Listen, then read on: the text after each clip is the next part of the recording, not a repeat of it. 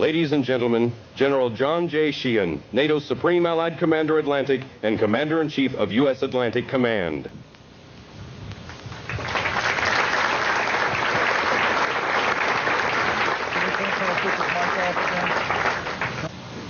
Those of you who are here today are observing an absolutely historic event. The soldiers that you see before you represent not the past, but rather the future. It is through exercises such as this that truly we can create a new world order. Ir ļoti skaisti, bet kā izskatījās mūsu karavīri, to lai viņi spriež tie, kas skatījās mūsu karavīriem. Colonel says that this exercise, peacekeeping exercise, is very impressive, and he would like to thank the United States Army and government and United States as a nation for this very big, great job and big expenses to organize this exercise. And the opening ceremony was nice and impressive too. Attention, attention, attention. American forces are here to help. Remain calm. We will not tolerate civil disobedience. Hello, I'm Alex Jones, and I'm a radio and television host based in Austin, Texas. And for many years, I've been exposing the criminal activities of the global elite, otherwise known as the New World Order. The newest film you're about to see is Police State 2, The Takeover. Now, in past films, we went in depth showing the merger between military and the police under the control of the FBI and the ever-growing, powerful central government. In the new film, we're going to show you the result. The military out serving search warrants in 77 Texas counties. That's right, civilian search warrants. We're not talking about Mexico or Russia. We're talking about Texas, USA. The military running checkpoints in Granger County, Tennessee, random on the nation's highways.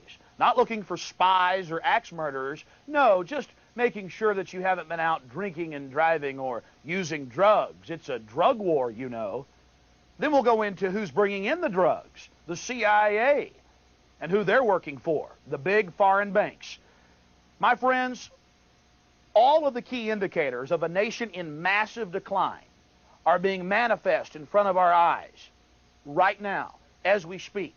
In North Carolina, the FBI, the BATF, and Pinkerton Security Corporation have created a public-private operation with the state. They plan to make it go worldwide, not just nationwide, in the next few years, implementing the global government through the public schools, through the government training centers. They have the children tattling on their parents, their neighbors, their peers in school, and getting rewards for it, CD players, toys, and discount credit cards. Everything you would expect to see in Nazi Germany or Russia. My friends, this is the battle for the Republic. It's a hardcore battle that we've all got to face, that we've all got to get involved in. Just a few weeks ago, in March of 2000, Admiral Moore, former chairman of the Joint Chiefs of Staff, called for all Americans, black, white, young, old, it doesn't matter, to engage in the information war or we're going to lose our country. The globalists see this nation as a shining jewel, to be subdivided, to be strip-mined socially. It's time for all Americans to wake up, to energize and get involved.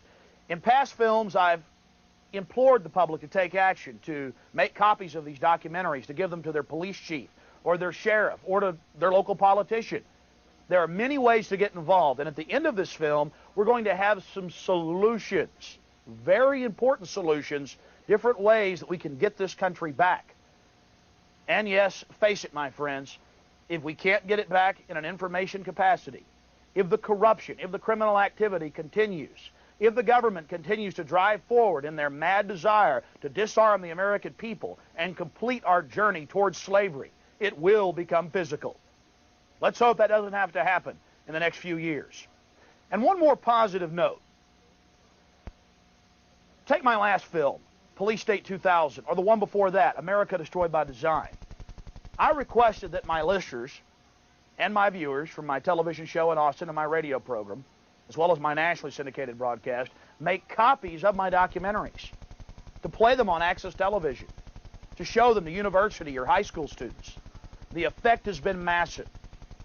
The effect has been massive because of you, not because of me. I bring you the evidence. You check it out. Again, don't believe what I say. Document and research the different things you're about to see. And when you find out it's real, I know that you'll fight it with even more earnest. I can't even do a radio interview now, and I do between 5 to 10 a week, without callers calling in who have seen my films. And guess what? Very few of them ever got them from me. They got them from you. And I wanted to publicly, here in the new film, thank all of you. God bless, my friends. It's a battle for the Republic against dehumanization and total slavery. Get involved and be part of history. It's the right thing to do. God bless. Here are just a few scenes from the last documentary, Police State 2000, to bring you up to speed on some of the more horrific developments. Then we'll move into their manifestations out in the public sector.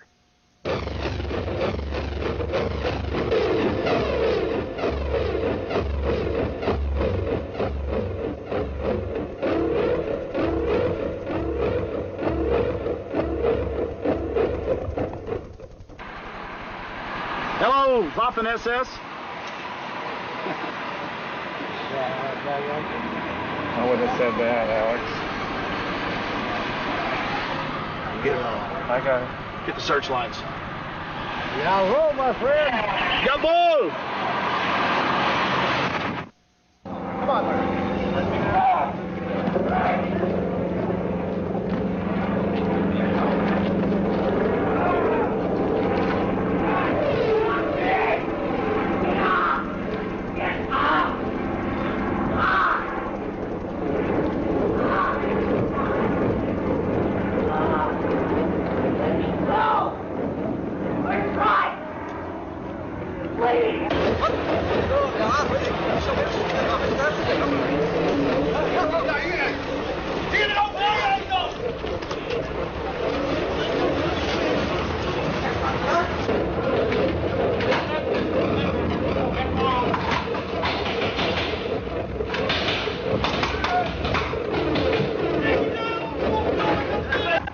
I need to get to the town mayor. She's in a meeting. Okay, let's go and bring those two in. Got it. Yeah, where are we going to get fed? Thank you. We need to get paid. Where are we going to get fed? Let us out there, sorry.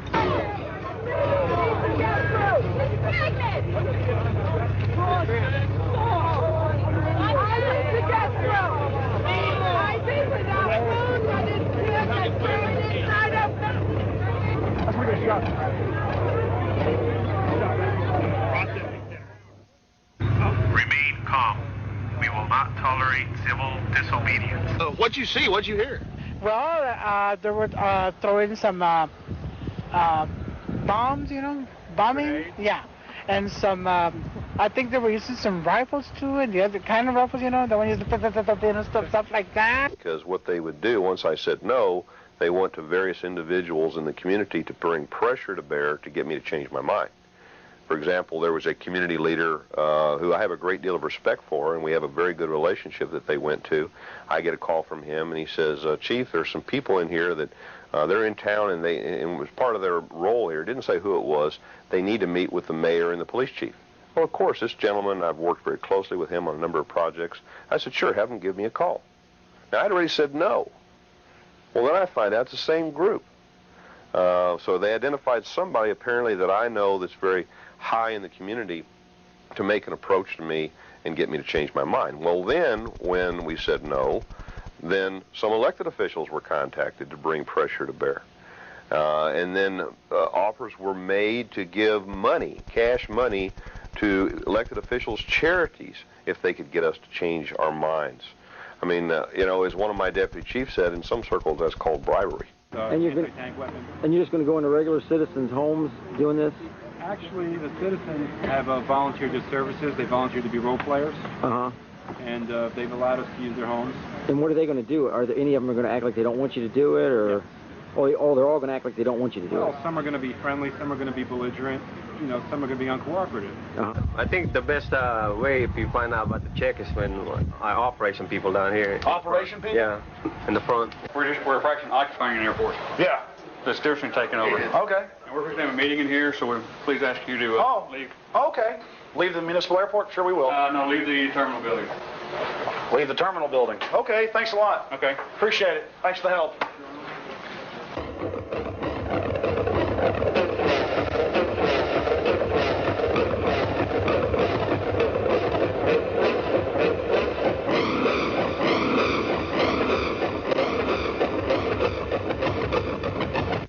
Yesterday's right to peaceably assemble has given way to a declaration of civil emergency and mass arrests today. Your conduct is in violation of state and city law, and your failure to leave the area now will subject you to arrest for failure to disperse. The stance of the city and the state is vastly different, with State Patrol and National Guard backing up the Seattle police. Innocent bystanders walking along the sidewalk are getting tear gassed, and while the governor made assurances this morning things are back to normal, they're definitely not.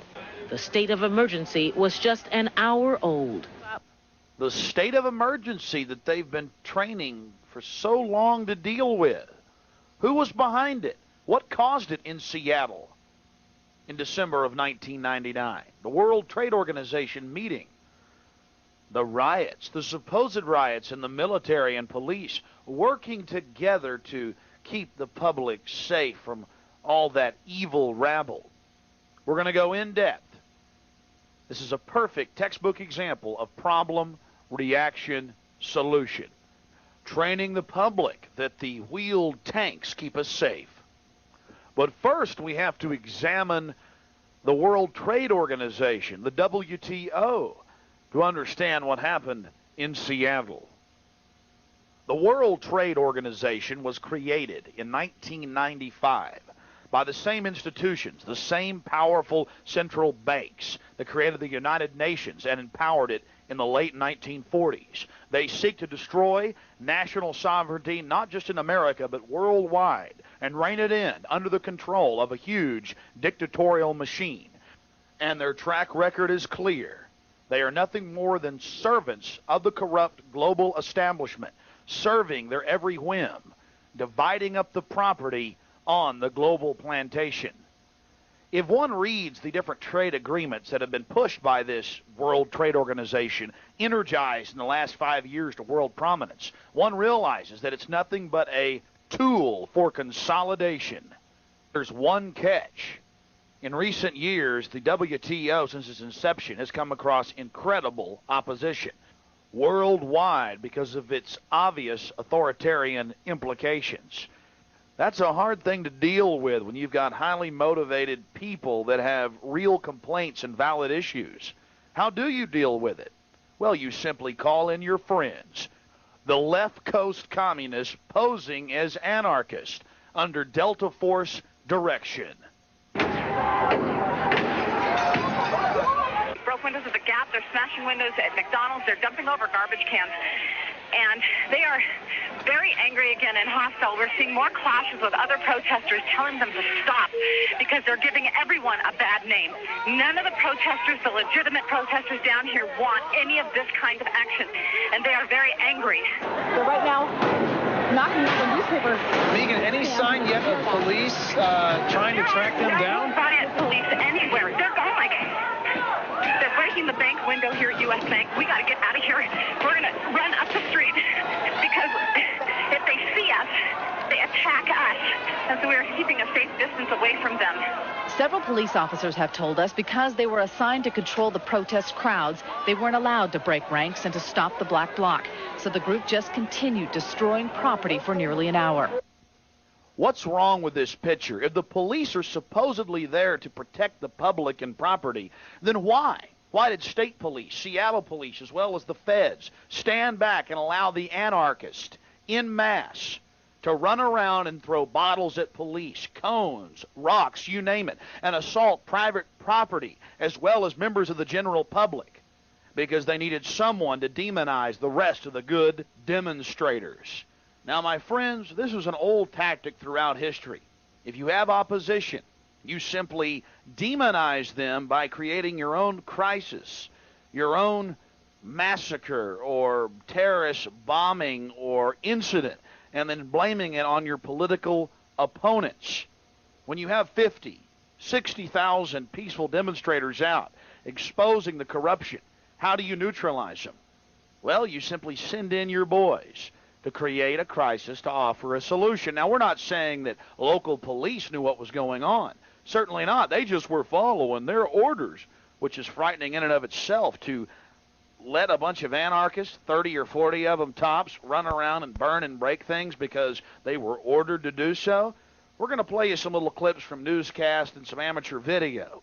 Then we'll move into even more evidence that this was a government action. You see, the anarchists were actually given their own operations base, even during the curfew and civil emergency that was declared after their attacks. Boy, that was a good excuse to clear the streets.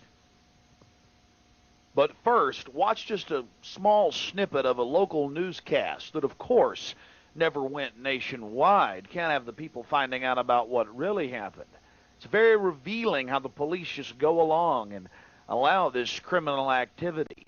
Then we'll get into who was behind it and how most of the anarchists are just useful idiots working for their provocateur bosses, and on into the state of emergency that was declared, and how not just Seattle but the nation was trained to accept armored personnel carriers and police in black uniforms, as well as National Guard being directed by the FBI and the Justice Department and Delta Force, is all part of living in a safe society to, well, you know, protect us from those dangerous anarchists. The group we had seen all morning, a group we now know as anarchists called the Black Bloc, began terrorizing the city.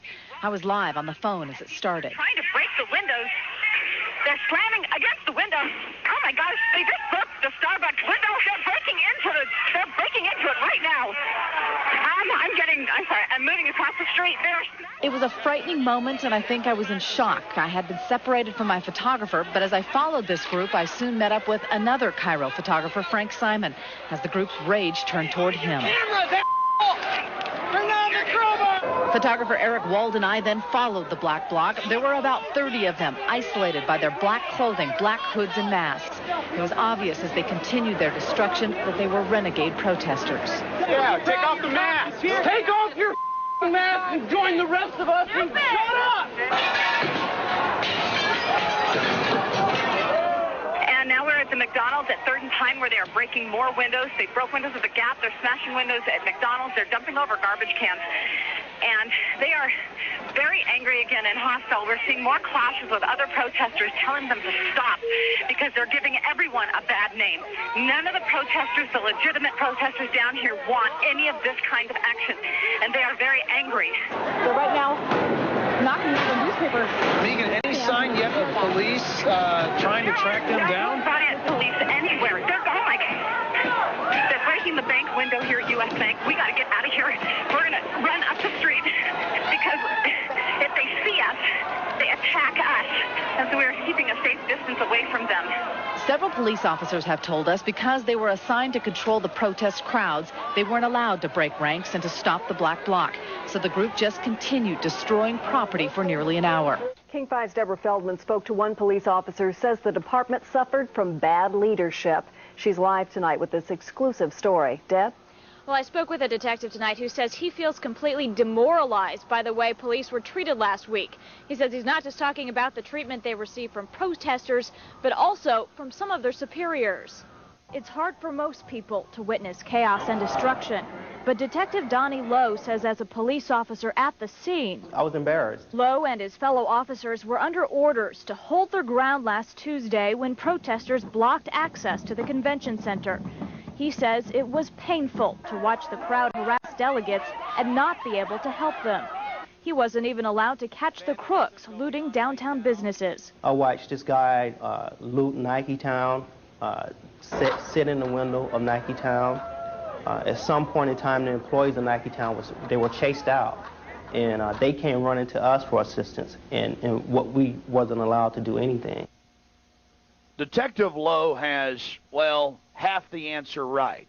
He's got half the picture in his hand. Certainly, it's horrible, it's inexcusable that city leaders under the control of the federal government in Seattle would instruct the police not to apprehend criminals while they were engaging in crimes publicly.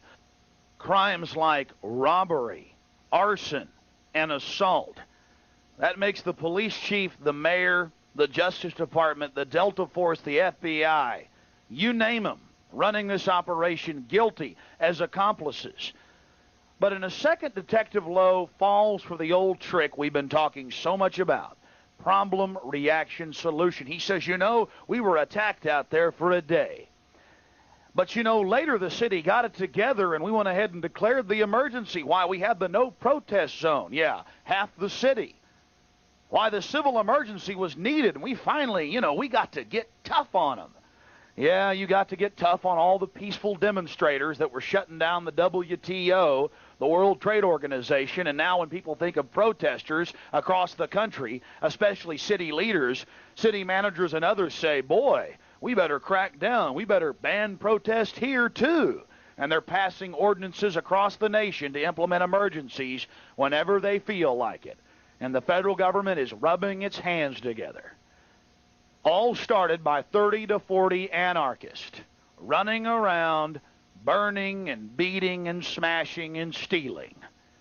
And the police, like dogs at the end of a chain, a Rottweiler you've been slapping, suddenly had their leashes released, and with wanton abandon, they rampaged out in a berserk fashion and attacked old ladies, store owners, you name it. And then they got to ship everybody to the FEMA center. That's right. FEMA was helping during this learning process for everyone. Wake up, police. Stop letting them manipulate you. Even though the department has been criticized for the so-called no protest zones, Lowe defends them as necessary to regain control of the city. I think our biggest problem here was leadership within this department refused to take appropriate actions when it was clearly necessary. And that's how it got out of hand. You see, police, things were meant to get out of hand, to train the public to live in a continual state of emergency. Martial law is not some Hollywood pronouncement. It's an incremental slide towards more and more control. And on a scale of 1 to 10, on the police state Richter scale, we're at a 4 or a 5 right now in America. While the labor march was large and peaceful, it was the unexpected violence that captured most of the media attention. There's 3 issues of mischaracterization that have been sort of compounded by ignorance that I really think need to be addressed. Number 1, the civil emergency was created by the police.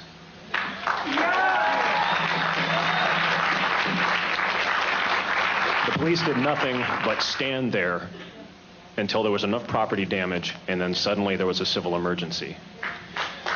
Now this occurred, and I have to add also that the emergency meeting of the City Council on Monday, I want to thank the 3 members who actually voted not to endorse the mayor's proclamation of civil emergency. But I find it very disappointing that there was no debate on the actual merits of the civil emergency. Everyone just said, oh, well, it's quite clear. Media reports say that the negotiators in front of the King County Jail won a real concession from the police by granting access to attorneys to the people who were being held in the prison. This is not something to negotiate. This is a right.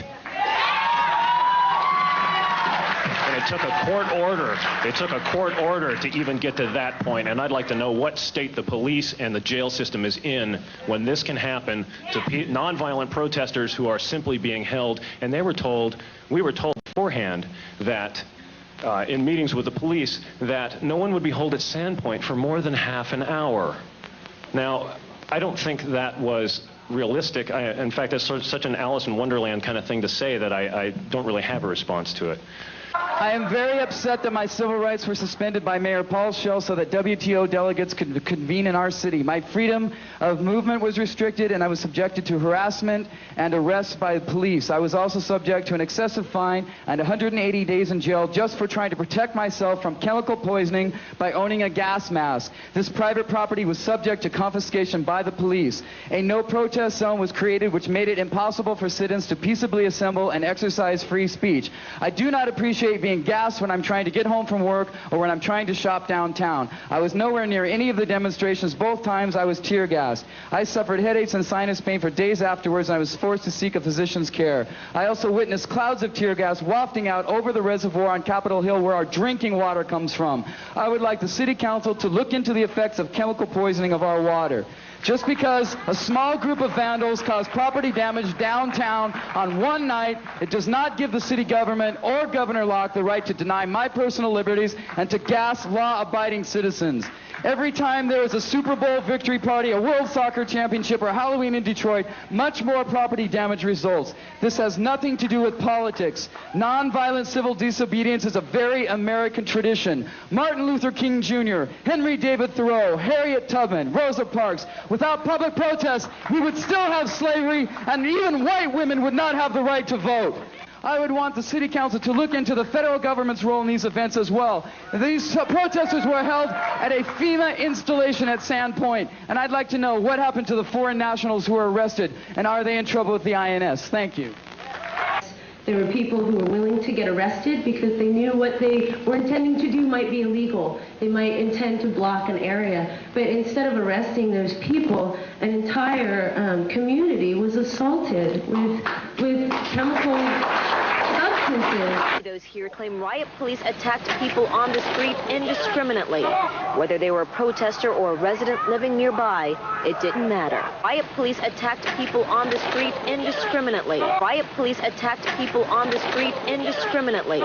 Indiscriminately. The medical bills are going to be enormous for me. I attempted to get help. The gentleman who said that there were people guarding the windows. There were peaceful demonstrators guarding the windows. There were also those of us who broke off from them, attempted to get a police officer. Mind you, the police officers who were standing a dozen-fold behind seated demonstrators with their arms linked, who quite obviously were not going anywhere, and I don't believe weighed over 100 pounds, any of them. I could not get one of them to break away to help me stop the violence that was going on. I want some answers. I definitely want some answers. I am very, very angry in that regard. But I think they ought to be reminded they are public servants. Right.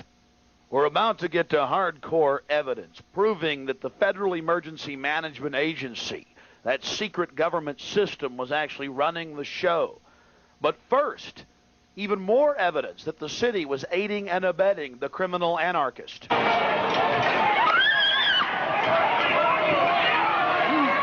We've all witnessed the confrontations over the past few days. At times, it's hard to tell whether police are protecting citizens or threatening them. When two apparent good Samaritans stop to help a fallen woman, they all get pepper sprayed. Even media members weren't spared. If you thought the anarchists who commandeered a privately owned downtown building were out of town now, well, think again. As Cairo 7 Eyewitness News reporter Christina McKenna has found out, they're still here and still living rent-free. Susan, when these anarchists moved out of the building behind me on Saturday, a lot of people thought they should have been headed to jail. Instead, it turns out a lot of them just headed around the corner, and they're now living in a building right over here where they're enjoying electricity, hot water, and heat, all rent-free. Saturday afternoon was a celebration here. 7 days after they commandeered this downtown building, anarchists walked away without a word from police. It feels to me like we won. And at least some are still winning. As part of the deal to get them to surrender this building, anarchists were offered housing just around the corner at the same price. The building is owned by the Low Income Housing Institute, a private nonprofit that is in large part funded by the city and is now working with the city to house the anarchists. First of all, with criminal trespassing, that was me or you or the average person on the street, we'd be in jail. John Satoli can't believe the anarchists aren't in jail now. As a lawful tenant in the building the anarchists had seized, he was locked out of his packaging and shipping business for a week during his busiest season.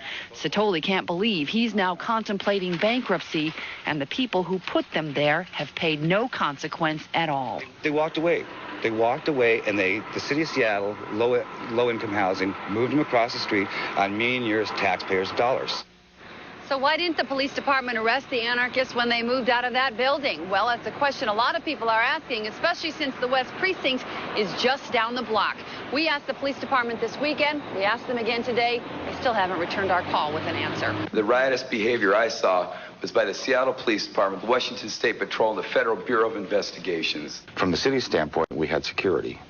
And at least 20 agencies were involved. We had the lead, but clearly the Secret Service, the FBI, all of the state and local agencies dealing with security, the Port of Seattle, ATF, and a lot of work from traveling to Geneva to looking at the NATO conference in Washington, D.C., trying to do the best they could to understand what both the threat was and then how to plan to do it. It just makes me furious. Building owner Wal Louis says he wanted police to arrest the demonstrators who occupied his three-story building at the start of WTO meetings. He says they left a mess. We're just cleaning up the mess right now. There's some human waste up there that we haven't removed, and nobody wants to touch it. We'll try to find an outfit to do that. Instead of eviction, police asked housing activists to negotiate with demonstrators. Sharon Lee of the Low Income Housing Institute convinced the protesters to voluntarily leave the building, in part by offering them temporary housing in a private nonprofit shelter around the corner. I think we avoided a major confrontation. This is a failure of leadership. No, my friends, it's not a failure of leadership. From the start to the finish and even after, the anarchists were housed. They were protected. They were not to be arrested by Seattle police. It's a staged, managed operation. And since Seattle, these same anarchists have been used in Washington, D.C. to create a state of emergency.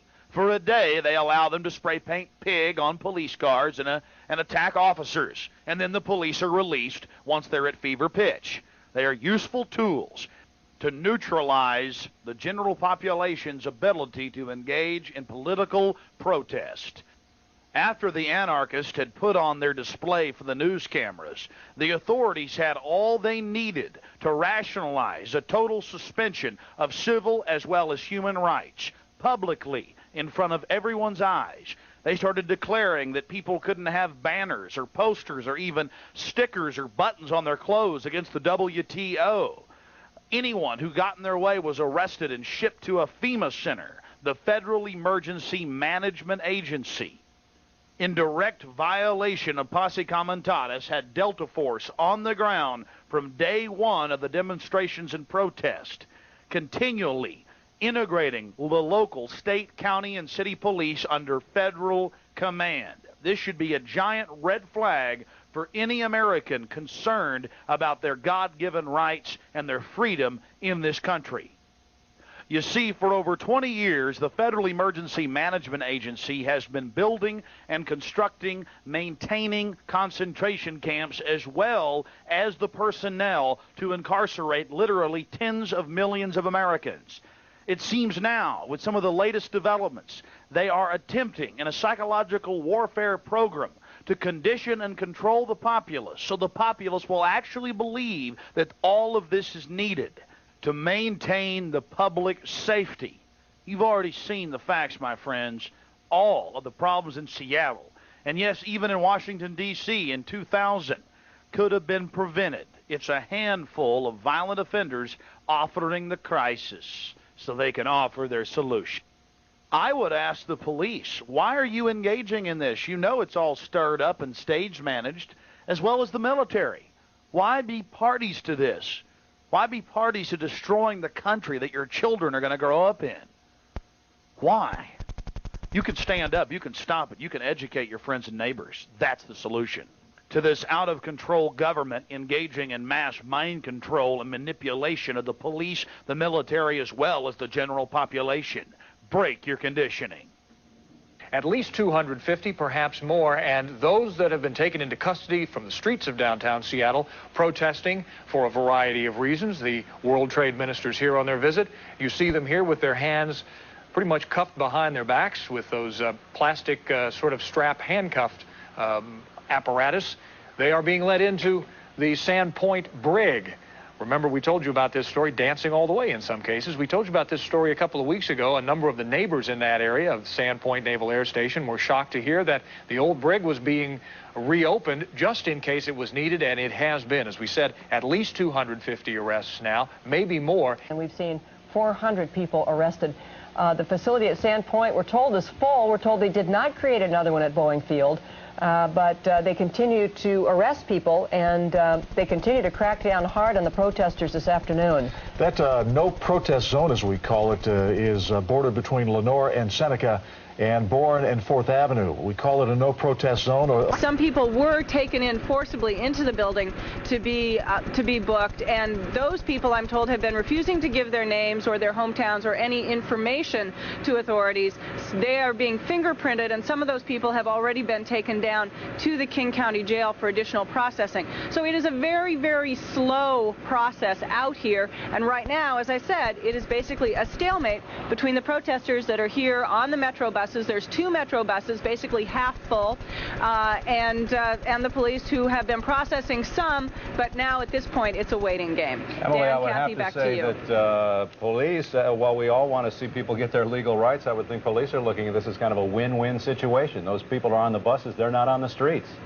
Some of the protesters that are here now were earlier at the corner of 8th and Lenora, where about 40 people were arrested. They are pledging to make this a non-violent protest. They want to be able to make their point about the WTO.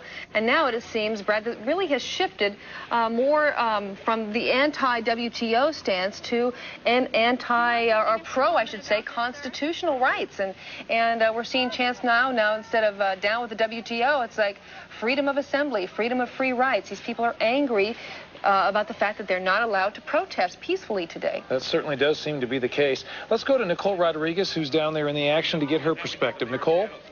Hi, I'm standing here right in the middle of the crowd that's protesting, and I want to ask this person in front of me, sir, can you tell me what this is about when the police came in and... Police never left. They've been here all day. From the moment there was any more than 3 or 4 people on the street together, they've suspended our right to gather together on the street. The Constitution's been suspended in Seattle today. These people were doing absolutely nothing. Nobody was directly confronting the police. No one laid hands on anybody. Nobody touched property. And they were arrested anyway solely because the WTO comes to town. China and other foreign governments wander in here, and they've suspended our Constitution, supposedly the greatest democracy in the country. And now they're gassing everybody. What did you see here? Did you see any violence? In downtown Seattle today, the First Amendment ended at 4th and Spring. Any part of an organized protest today? I'm not going to tell you again. You need to leave and go to jail. Not only could you not say what's on your mind, you couldn't wear it. Give me that. Yeah. Sir, let's not get into a big scuffle over it. This man had an anti-WTO sticker on his backpack. He took it off my... Right. There's no protest down here. You saw what happened yesterday to your city. We're not going to let it happen again, okay? Not allowed to have a sticker? Not here. These officers stand guard at just one corner of a 50-block no-protest zone in downtown Seattle. Since a civil emergency was declared, talk of free speech, at least past this point, It's a no protest zone, sir. became moot. You just took his button, am I right? He did. He reached onto his body and pulled it right off. I asked if I could go through. He said I couldn't if I had a button, and I wasn't going through the line, and then he ripped it off my jacket. Now, if I say I'm protesting WTO, I can't go in. If my T-shirt said I supported the WTO, could I go in? That's not a protest. It's a no protest zone, hence no protest. Backpacks and bags were also searched for banners or gas masks. Gas masks are illegal to possess today in the city of Seattle. How can you guys mandate something like that? What's that? Just curious, how can you mandate something like They that? declared the city a state of emergency. But you don't know what thoughts are in my head, right? I have no idea. But Are I you can walk protesting? Are you protesting? There's no protest zone down there. Go down there and protest, you risk arrest. Okay? I'm just telling you that. You understand that? Understood. Okay. country is this? It's a situation that is clearly uncomfortable for those who want to get through to protest and those who block their way. What we're trying to do is keep protesters out and the business people and citizens go in, okay? City leaders believe the free speech of yesterday came at too high a cost. That's why, at least for today, the First Amendment ended. Yes, the First Amendment ended, and the police got a chance to, well, confiscate political banners and train the public how to proceed in an orderly fashion to the camps. Internment camps or concentration camps are nothing new in the history of the world. As early as the 1940s, hundreds of thousands of Japanese Americans, many who were fourth generation, were forced into these centers. One area for the children, another area for the women, and of course the men. The men made good workers. Federal documents show that these programs were not scrapped. They were simply put into mothballs for later use.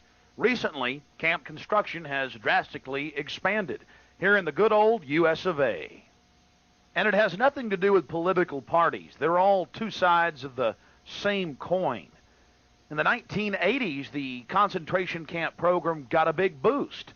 And a little bit later, we'll get into the big push, the 1990s, right into 2000.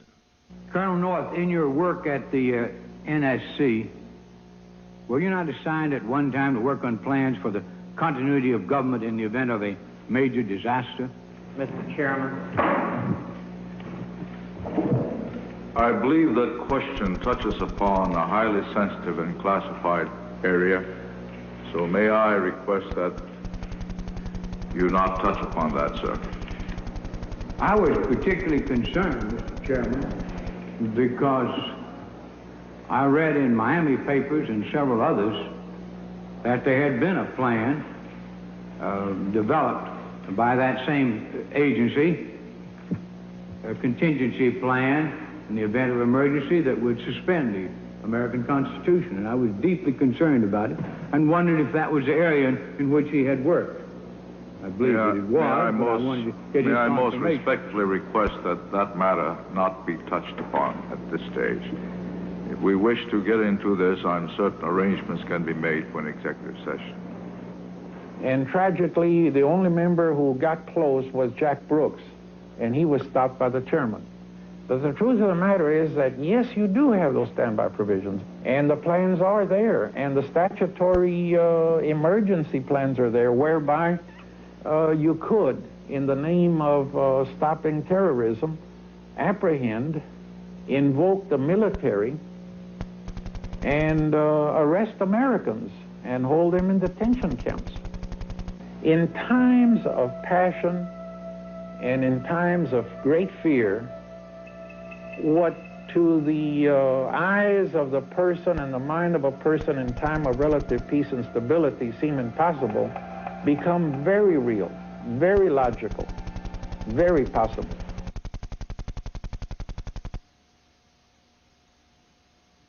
Across the nation, at airports and old military bases, they're installing hangars and structures to intern the American people under military control. They're also integrating local police. You've already seen some of the evidence. But even the town where I live, Austin, Texas, is not immune from these activities. The Robert Mueller Municipal Airport in Austin, Texas. Just one more town where the military and the police are moving in and forming bonds. Folks, we've been denied access to the old Robert Mueller Municipal Airport that they just shut down about 2 months ago. All we've seen is a Fox News piece where they showed the detainment center they put in one of the old 747 hangars with bolts and chains in the floor and cots. And now the military's taking it over. So they shut down Bergstrom Air Force, and they've moved all sorts of weird Army activity here to the front parking lot of the old airport. And in the back, they've got APCs and barbed wire and everything else you can imagine. It's 700 plus acres out here at the airport, and we just got word of this. It just never ends. It just never ends.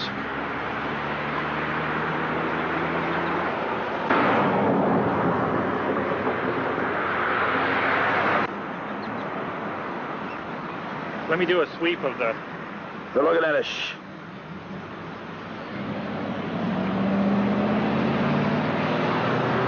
Who's looking at you at this point?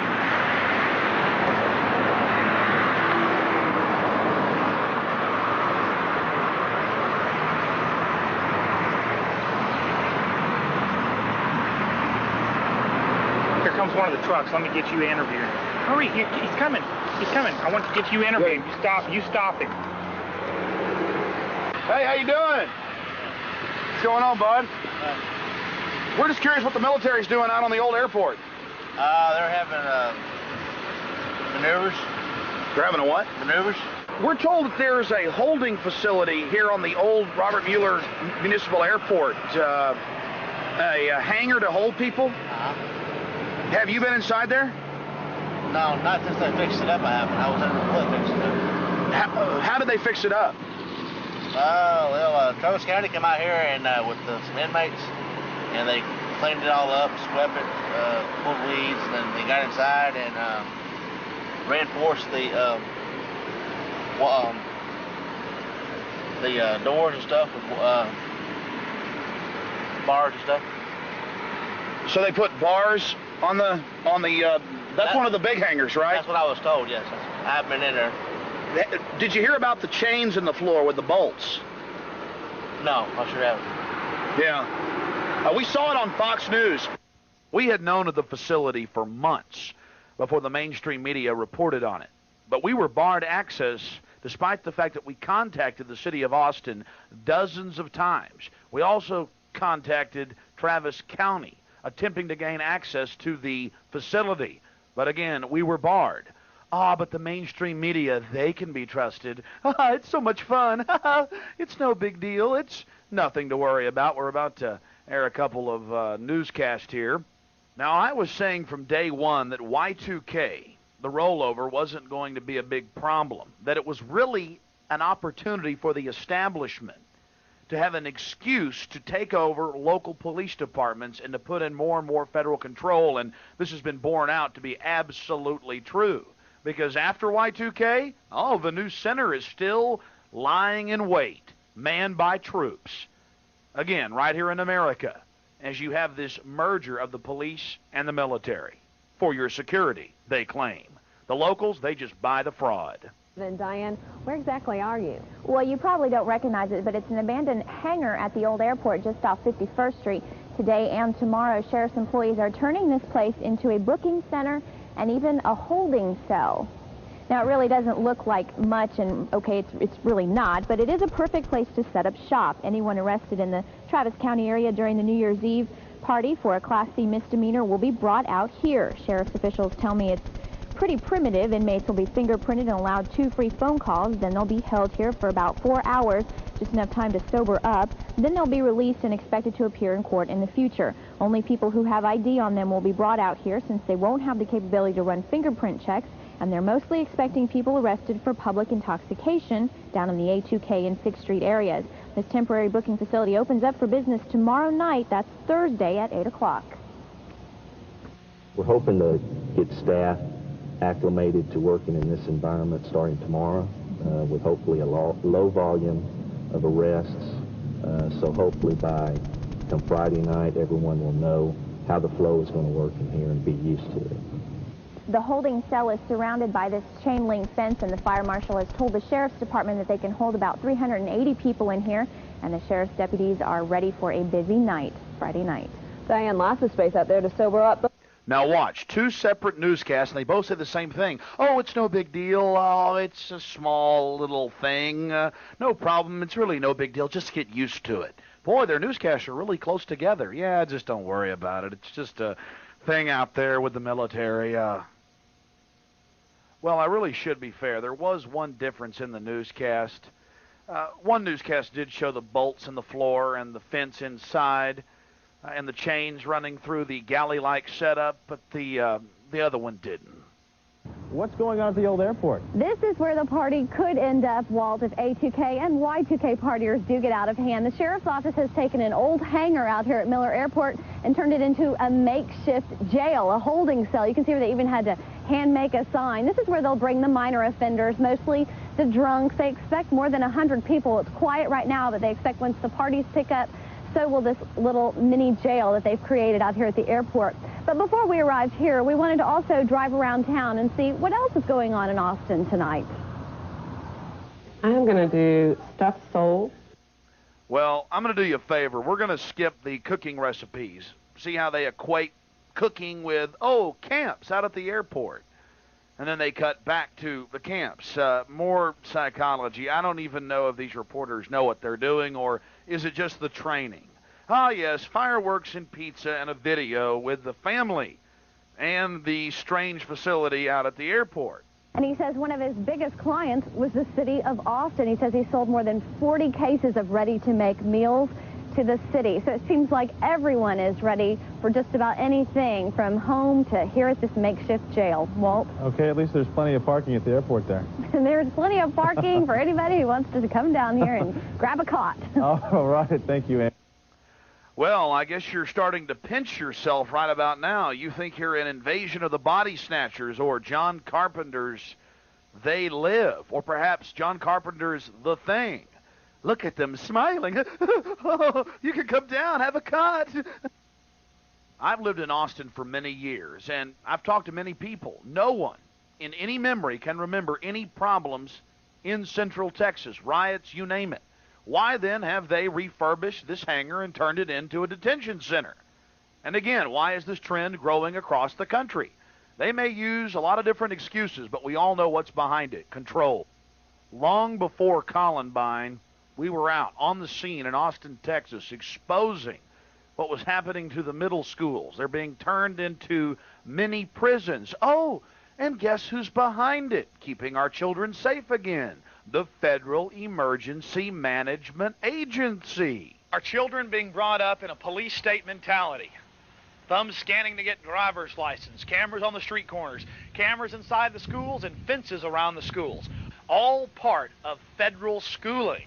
And again, Clinton wants to expand this even further.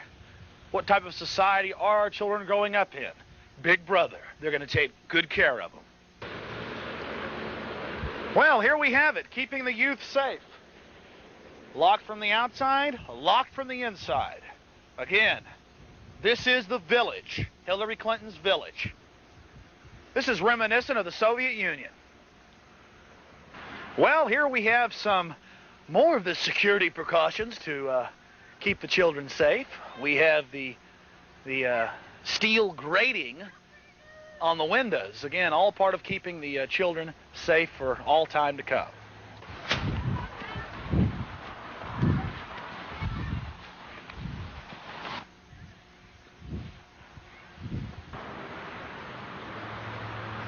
No way in and no way out. Again, these children are not yours anymore. They belong to the state. We see the loss of parental rights accelerating. And of course, the test scores drop. We see President Clinton vetoing vouchers, people taking their own tax money and sending their children where they wish. Where is choice with big government? It's non-existent. We're not attacking teachers here. We're attacking the central government. We're attacking what they're doing to our youth, the pattern of history being replayed time and time again. Again, one of many such doors.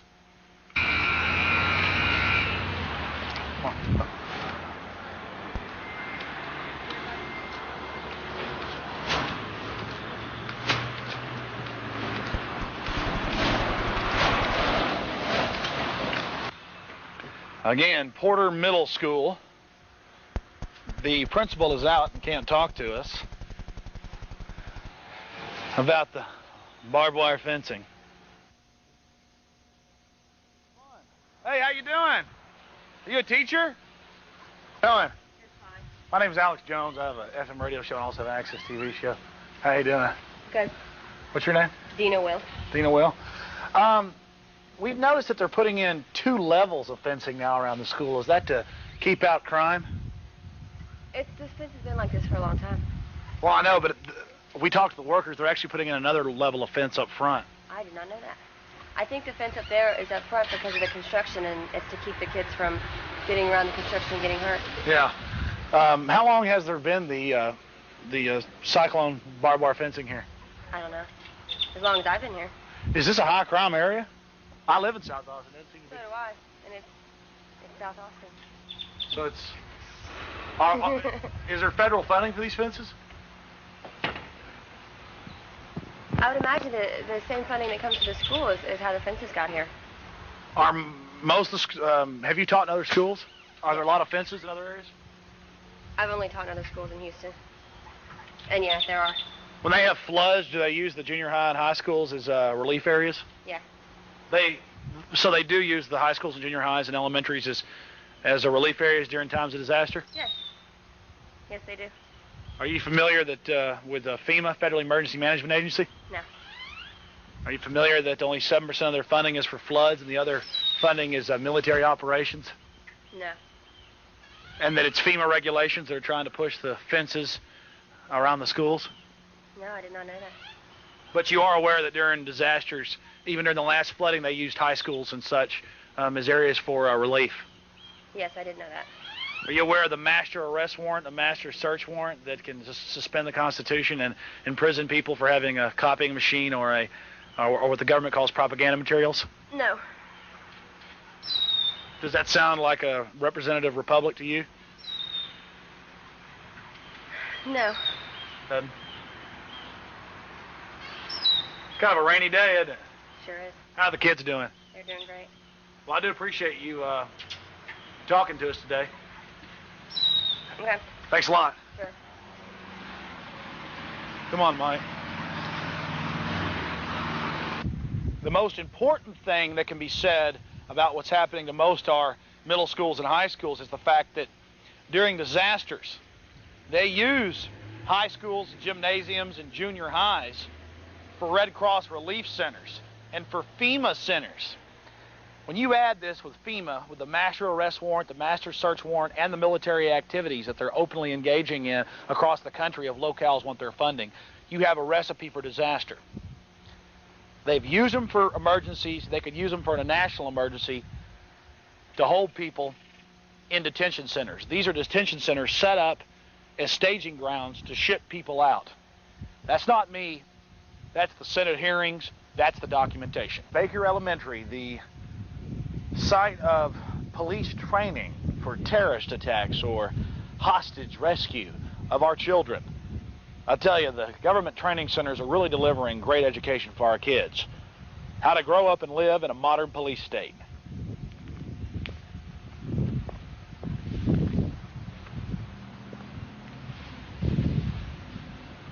Mike, let's just get the footage up close. Come on. Mike? Pardon me, sir? I'm Alex Jones. How you doing, bud? How you doing? So this is HIPS training, huh? Yes, sir, it is. Government training centers. So what's HIPS training stand for? Homicide, in progress. If you turn that off, I'll discuss it with you. Oh, you can't talk on camera? I'm not going to talk on camera. But I mean, it's for the children. It must be all right. I'm not going to talk on camera. Okay. Might get a shot of the people as they walk by. Are there role players that are playing the part of a terrorist or anything? I'm not going to discuss it. We're on camera right now. Okay.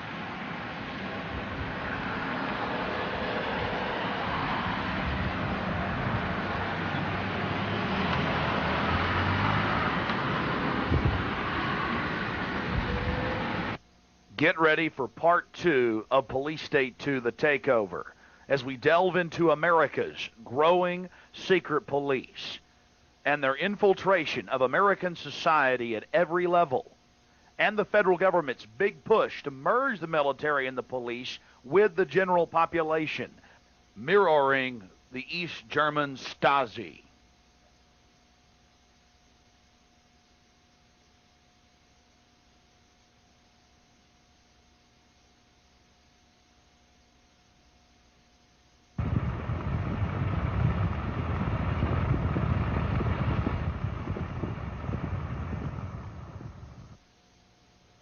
Despite the fact that I have the #1 radio program in Austin, winning the Best of Austin Award, I was not considered mainstream media by the Austin Police Department. We called, again, dozens of times to Chief Nee's office, and we were always denied access to these different militarized police training exercises at high schools, elementaries, and yes, middle schools. The big question is, why all the secrecy? And I'll tell you why, and we'll document it. The FBI, under the control of the Justice Department, are running these operations. Again, most of the general population is completely ignorant of this fact. So what's HIPS training stand for? Homicide, in progress. Turn that off, I'll discuss it with you. Oh, you can't talk on camera? I'm not going to talk on camera.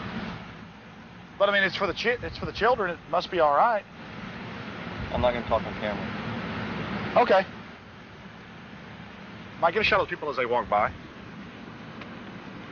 Are there role players that are playing the part of a terrorist or anything? I'm not going to discuss it. We're on camera right now. Okay.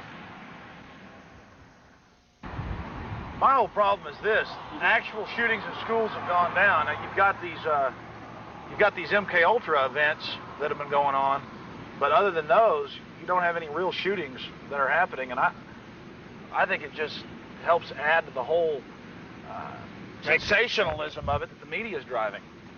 Makes it trendy. Okay. Well, I see your point. Huh. Yeah. Did you hear about Theodore Kaczynski? LA Times, Harvard admits it? No. They borrowed the Nazi scientists after World War II, and at Harvard, the Unabomber was the MK Ultra mind control subject. Alexander Cockburn wrote an article on that in the LA Times. It was about last month. Really, really nice people they're making for us. Of course, I'm sure you heard about, it was in Texas Monthly last year. The FBI created that Klan group, tried to get them to blow up that gas plant up in that chemical plant up in Tarrant County. I didn't read that article. Yeah, they won a bum steer award. Well, you remember Sheikh Abdel Rahman from the World Trade Center bombing? FBI helped them cook the bomb and had to train their driver how to drive it in there. Yeah, that's real nice folks. I mean, and they give you all this crap to clean up. It's real nice. Real nice what they do for us. I'm sure you're familiar with Hitler burning the Reichstag in 1933 right after he got into office, blaming on his political enemies. It's a nice thing we're getting from Clinton. Well, they just funded martial law 2 weeks ago in the House, and it looks like it's going to pass the Senate, Section 1067 of the current defense appropriations package, to put military on the streets with police for the mere threat of terrorism. And no longer will y'all just be getting surplus equipment. You'll be getting new equipment from the military, kind of like Mexico, I guess, where the police and your military just merge together. I guess we'll be a better country when we're like Mexico or Russia. Kind of the whole deal. Kind of the death of a nation.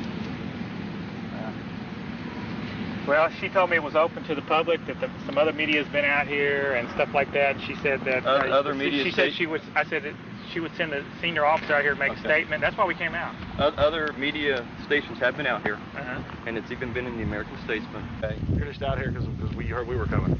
You got a phone call at the station that y'all were going to show up. Oh, really? And so, we're evil. Since I no. Can we get that on film? Anyway. So you got to call at the station. If y'all make that phone call, then maybe we'll discuss the. All right, Mike, go. Let's go call. So we're the terrorists now. According to FBI and BATF programs in the high schools, junior highs, and elementary schools, the American people across the board are at least potential terrorists in the schools. And the children are being trained with toll-free hotlines how to tattle on their parents, their neighbors, or their classmates.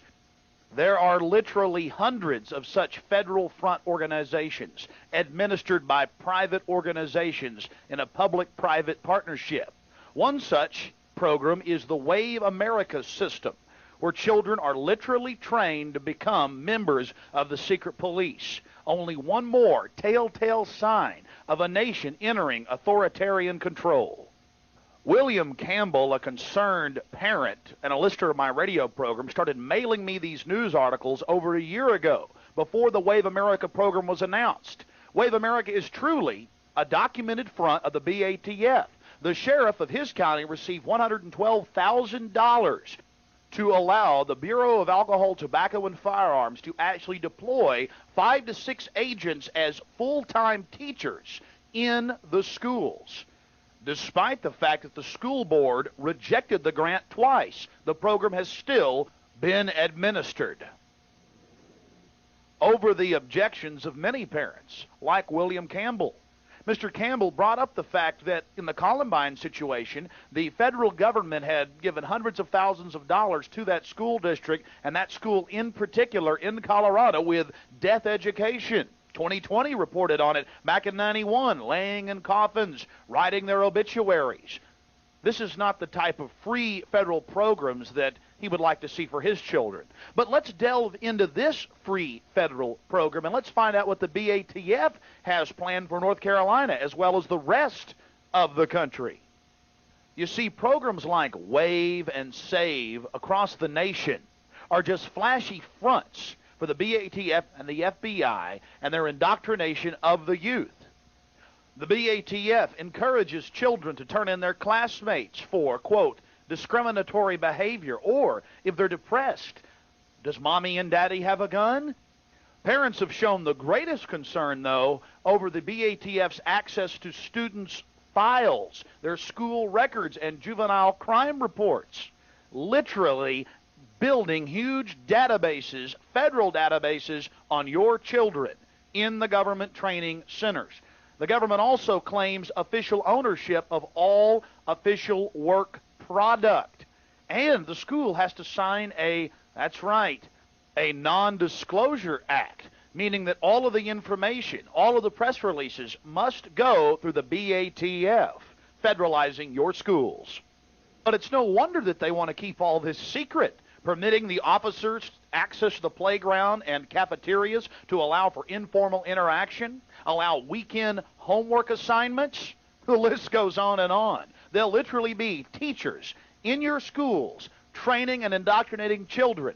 They'll have them writing reports on their home life. They're already doing that in San Antonio, Texas. And the sheriff has signed on and agreed to play ball with these so-called free federal programs. We've already seen what they've done in Columbine. And don't forget, never forget, school boards across North Carolina have rejected these programs, but still they're being instituted to report on dangerous activity. Hooked in with Pinkerton's security?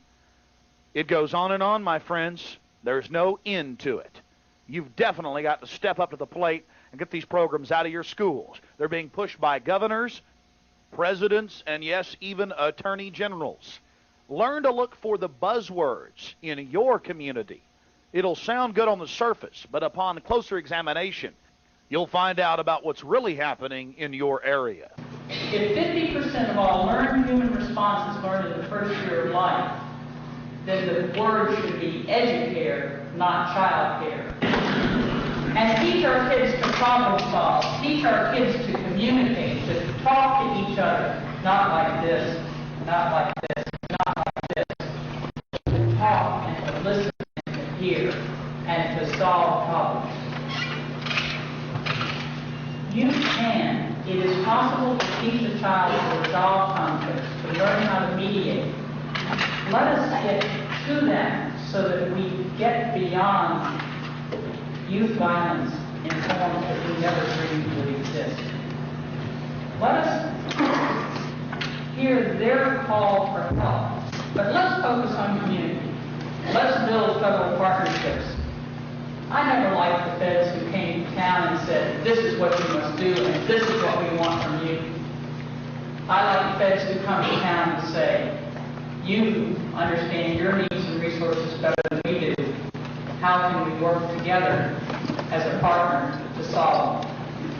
One more quick point about the Wave America program with the BATF. They actually pay children to tattle on their parents. Kind of like the drug war, another perfect case point example of problem reaction solution, creating secret police and highly militarized teams to strike out against the American people on a host of political issues, using the drug war as the crisis. We'll now examine the phony drug war and bring forth some of the real evidence of who's behind the importation of these deadly narcotics. Who is this young man, this new SWAT officer out in Miami? And this gentleman, all part of terror. It's obvious. Why would anyone be wearing a Jason mask? And while they're gearing up to disarm the American people, they're arming themselves to the teeth. I wonder what's going on here, all this paramilitary training. Going back to the 70s, they conditioned us on television with shows like Special Weapons and Tactics. Yes. They're just keeping us safe from that horrible scourge of drugs, narcotics. Funny, the more drug interdiction, the more funding, the more drugs get out on our streets. Since 1993, triple the heroin's been shipped into the U.S. That's the FBI's own numbers. Double the cocaine. Don't worry, we'll just create more armored SWAT teams. They turn the poison of drugs loose on the street, and then the low-level minions have their excuse to violate the 4th and 5th Amendment, posse comitatus, and engage in asset forfeiture seizure.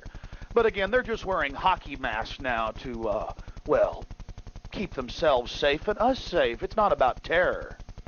Sir, why don't you just basically tell us about some of the books you've written and also some of the documentation of CIA drug running that you've come across?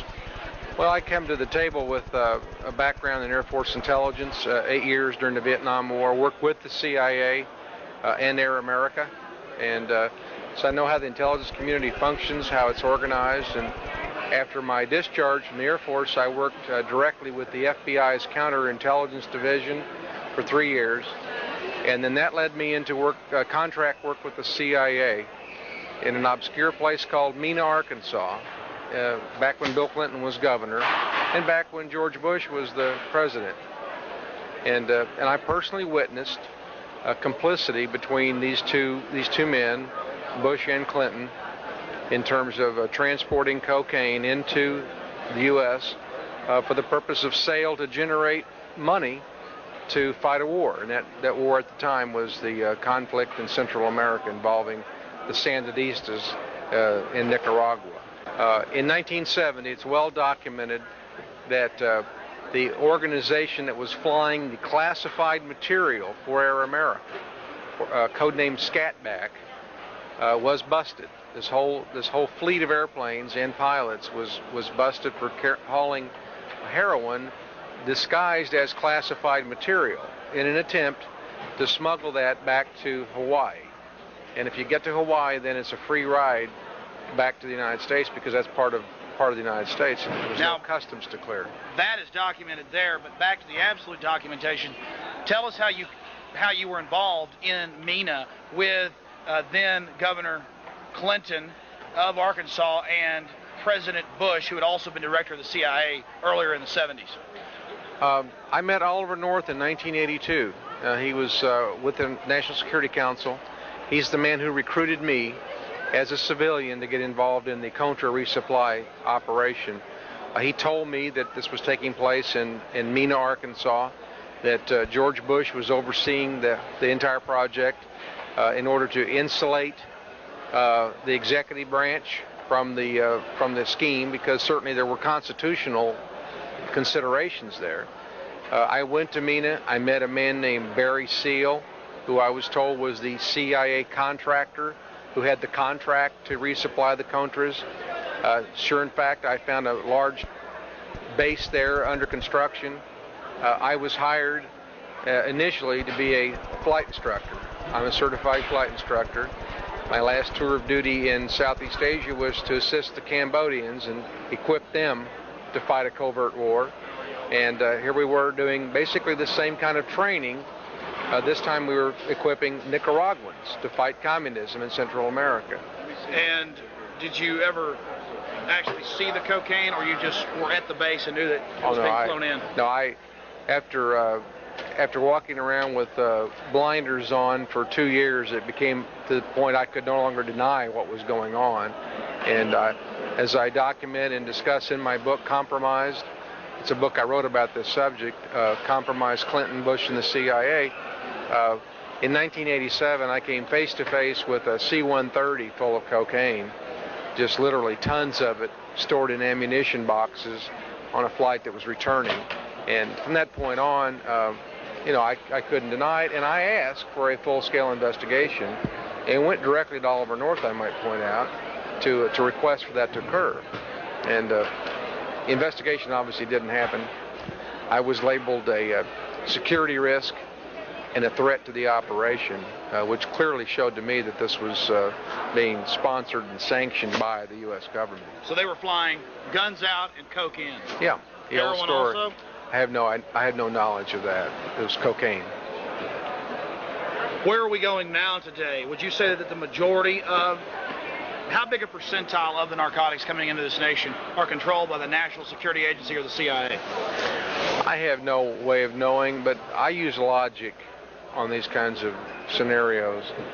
If you are to believe the Pentagon, and I do, we have a security net over this country, down-looking satellites and radar that is designed to stop as small of an incoming target as an air-to-ground missile launched from a Soviet MiG out of Cuba. Now, if that's the case, and you can do that, and I believe we can do that, that's been proven time and time again we can, you have to ask yourself, how are all these drugs getting into this country? So what are the drug busts that we see? Are those cowboys or people that were not inside, who are not licensed drug runners for the CIA being busted? Oh, the independent, the entrepreneurs, the little guys, the guys with a Cessna that gets caught with a duffel bag full and goes to prison for life. The juxtaposition to that is a C-123 with 5 tons coming in unabated. How do we stop this? Just education? No. We, the American people, first of all, say we don't want a war on drugs. I'm for total legalization of drugs. Well, some people will be shocked by that, but back in the 1920s during Prohibition, alcohol abuse skyrocketed. It created giant armed gangs. If you make something illegal and risque, a giant black market rises. Well, black market is what the problem is. The profits are there. Take the profit out. And then it loses the flair and it loses the money. Not only does it lose that, anybody else still in the trade certainly surfaces as a cold sore real abruptly. The banks that launder the money would surface and probably go bankrupt. It'd be interesting as an experiment, I've always said, to let's say we're not going to do this permanently, but for 3 months, for 90 days, we're going to have a test, and we're going to legalize cocaine for 90 days, and just see the reaction of corporations, companies, big businesses that are in the drug business, and banks that launder the proceeds, and watch them surface, because they would go into withdrawal real abruptly. Well, Mr. Reed, just 2 more short questions, and I appreciate your time with us here today. The general public has a gut level feeling that the information you're discussing is true. Even Esquire did a large article 2 months ago about it in their September issue, documenting it, DEA people, carte blanche admitting it. And we've seen articles in early '97 about the Federal Reserve Bank of Dallas and San Antonio being caught with $3 billion of drug money. This goes to the highest levels. Truthfully, it's good to say we should decriminalize drugs, but at the same point, isn't the war on drugs also creating the police state that they like? That's my greatest concern. I don't say let's legalize drugs because I want to see you use drugs or anybody else. We have not had a war on drugs. We've had a war on our Bill of Rights under the guise of the war on drugs. I never thought I'd ever live to see the day in this country that I fought for to have roadblocks, arbitrary roadblocks. Now, passengers in vehicles have no rights, as you know, that the passenger has an obligation to show his or her identification. Asset forfeiture, seizure. The test case before the Supreme Court as we speak are the passengers' belongings in a vehicle subject to involuntary search, and I believe the Supreme Court will go along and say police have the right to stop and search you and me or anybody else in a vehicle. The Fourth Amendment is worthless. It's been trampled on. It's useless. And this is reminiscent of Nazi Germany. Absolutely. So if we want to return to a nation of greatness, we're forced to legalize drugs just simply to preserve our civil liberties guaranteed us under the Bill of Rights. And then if some idiot wants to OD, that's their problem. Don't take my civil liberties. To me, that person who OD'd is a lot less threat than a group of SWAT team officers kicking down a door inadvertently and shooting the wrong guy. And saying it's because of drugs. Absolutely. That's their umbrella. Mr. Reed, thank you very much for talking to us. Thank you. Let me, if I may, end my formal remarks there. I don't believe we got more than 5 minutes, but Dr. Faulkner, would it be useful if I took some questions here before we leave? General McCaffrey, Alex Jones from KJFK Radio in Austin, Texas. I fully agree with you on the scourge of narcotics and their destructive consequences on the human brain.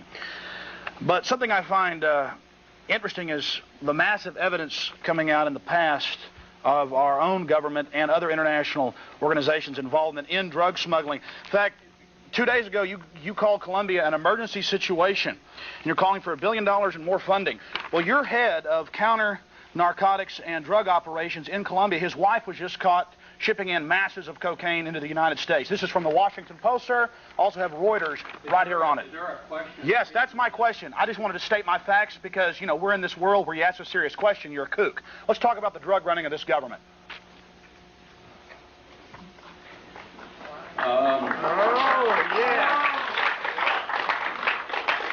Last time I got that question was the first press conference I had in Washington was an older reporter.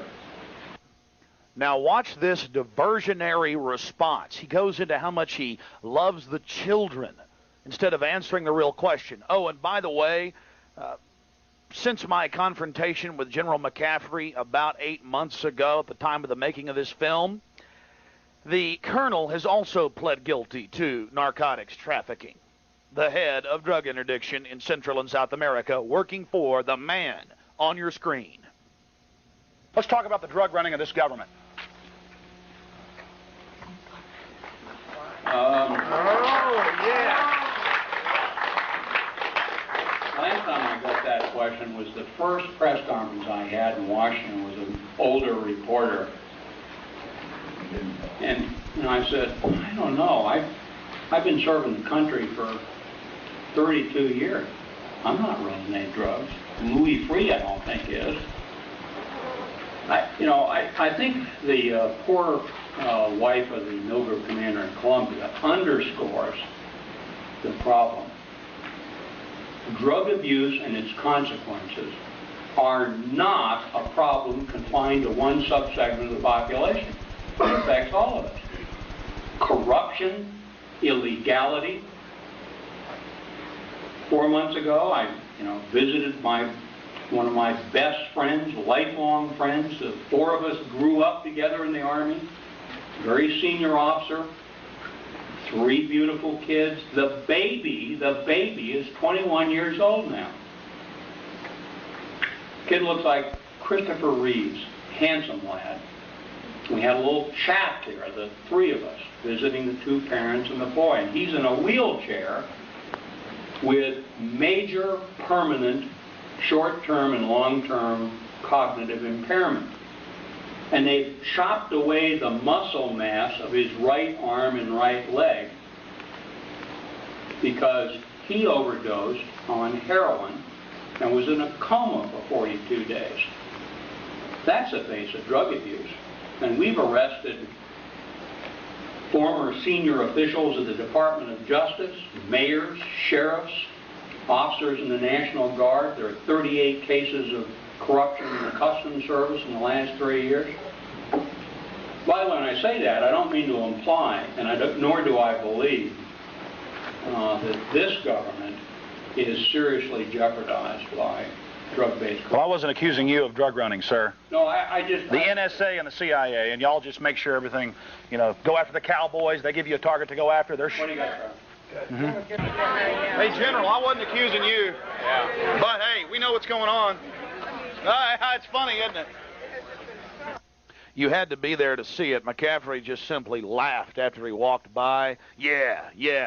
See, he had his little emotional speech up there about the baby, trying to win people over with emotionalism. But he's a cold-hearted dealer in death. And yes, now with more research, I will accuse McCaffrey of being a drug runner. Exiting. General McCaffrey, there's a lot of documentation on the drug running, sir. There's massive stacks of evidence, General McCaffrey. I'm glad to walk in the hall, bud. Are you violating my civil rights? Or my God-given rights, I should say better. No, this is closed press right now. Thank you. Oh, closed the press right now? This walk is, yes. Oh, this walk is? Yes, please. Oh, okay. If you'll respect our... There are people walking all over the place. They got some Army intelligence gentlemen following me along. False reporting. Just go out. Military personnel right Oh, really? No? The general isn't here? There weren't a bunch of Navy people in uniforms? He's non-active duty, thank you. Oh, well, I know that. He's active cover-up. Yes. Well, thank you very much. Y'all have fun. The office of the dean. McCaffrey was giggling and smirking the entire time, and we didn't catch it on video where these guys were trying to shove me up against a wall. Little boot-licking slime balls right here in America. I don't care if there's drug dealing. I don't care if we're the biggest prison state in the world. Ah, yes, growing faster than the internet. I have power. I know the General McCaffrey. Lack of honor, my friends. That's what's destroying this nation.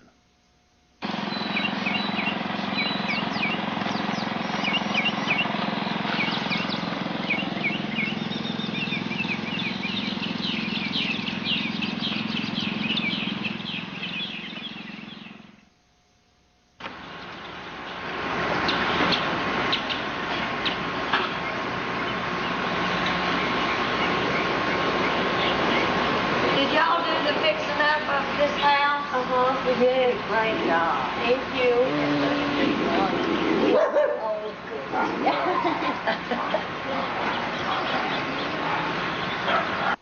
What you're seeing is real. April 10th through April 20th in Swansboro, North Carolina. This has been repeated across the country in the last 2 years. So-called urban warfare training in America. Of course, in the case of Swansboro, they actually pulled people over and searched their vehicles with the local police department. A local listener sent me this video of the Swansboro incident. You see, they take out groups of young officers from across the country in the Marine Corps and teach them that it's okay to go into American towns and cities and take over the city halls and search vehicles. In this training exercise, it became real. They become so arrogant, they just followed their orders and began to search people's vehicles. And as you're about to find out, it's not just the Marines, it's the Army too, in Central Texas. Well, here's some Marines training to search people's vehicles, and guess what? This is some poor Swansboro resident that had to come through the checkpoint to get home. Searching the vehicle right now.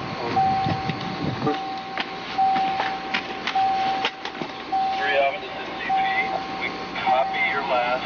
Stop the vehicle. Have 2 males detained. Keep us abreast of what is going on with the situation. Copy. Roger, I copy. Well, I'm glad the Marines are learning how to do their police work, and, well, here's 2 of the troublemakers now that they've apprehended.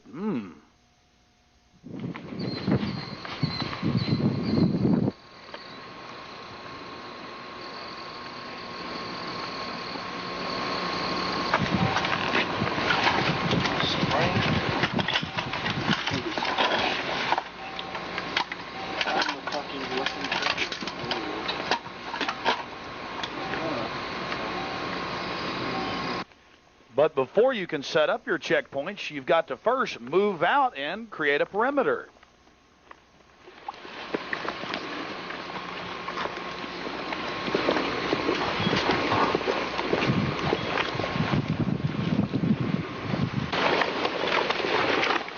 This is all extremely healthy for the locals to see. It's to train them that it's all, again, completely normal.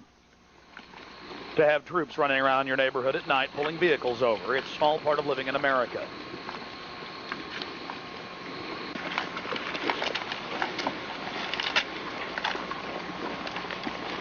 I wonder what the government's so worried about in the future that we need to have all this training to take over our streets. 45. Down to 17. And then I want you to go down South Water Street to airport 53.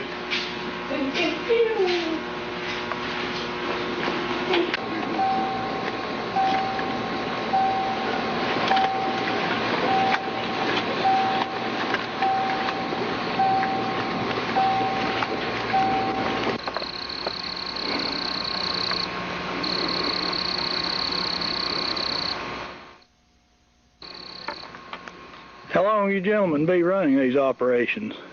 We'll be out here most of the week, sir. Get ready for the biggest bombshell of them all. The document on your screen comes from Fort Hood, Texas, the largest U.S. military reservation in the Western Hemisphere. In 77 Texas counties, under the guise of bomb disposal, the military is serving search warrants with SWAT teams, civilian police SWAT teams in 77 Texas counties. Illegally violating every canon of a free society, the military openly invites police, state, county, city, you name it, for any reason at all, to call the military 24 hours a day for assistance. Please do not hesitate. Do not feel as if we are a last resort asset. We are here to support you 24 hours a day. All of our personnel for your agency and other agencies. Do not delay. Signed, Mark E. Crusoe, Captain, U.S. Army, Commanding Officer, 77 Texas counties. The infiltration has begun. Here's a list of the 77 Texas counties where the U.S. military, the Army to be exact and specific, is operating in, from Anderson to Bell to Williamson. Oh, but one county is conspicuously absent. That's Travis County, the county where I live, where Austin, Texas, the capital, resides.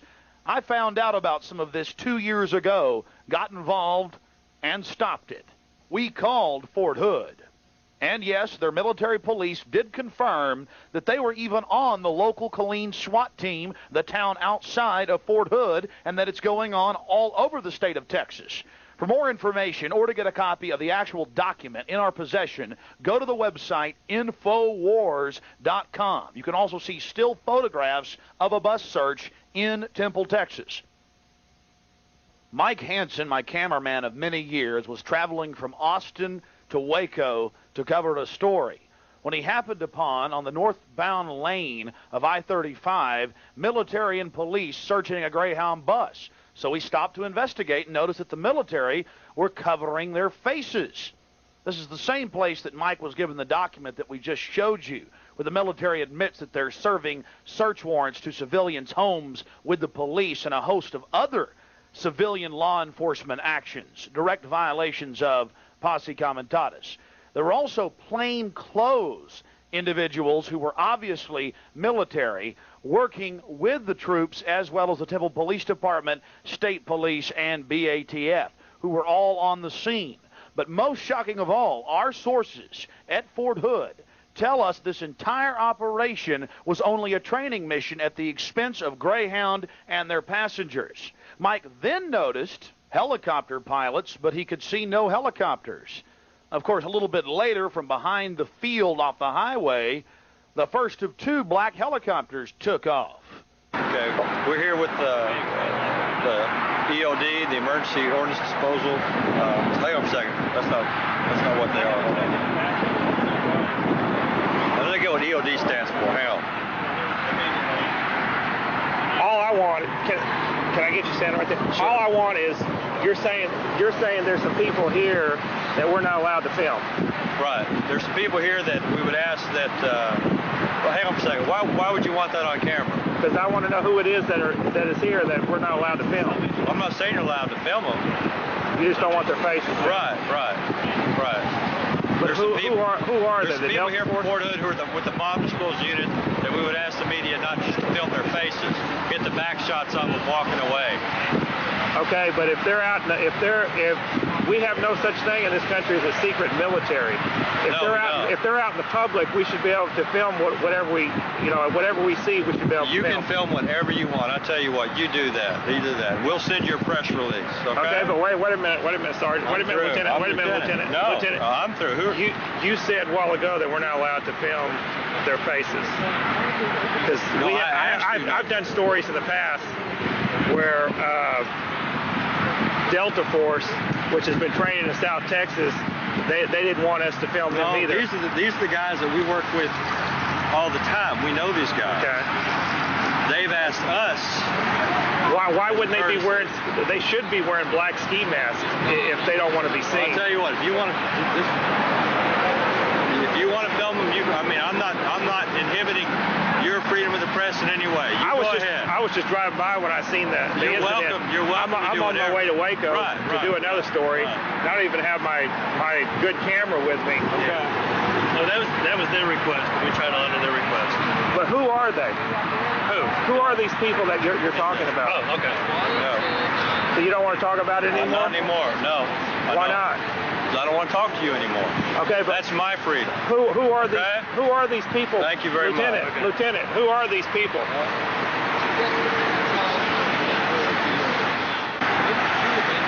You're not willing to tell us what's going on here. I'm not right now. Why not? Well, because you don't seem to be very cooperative with me. Oh, I'm very cooperative. I'm very cooperative.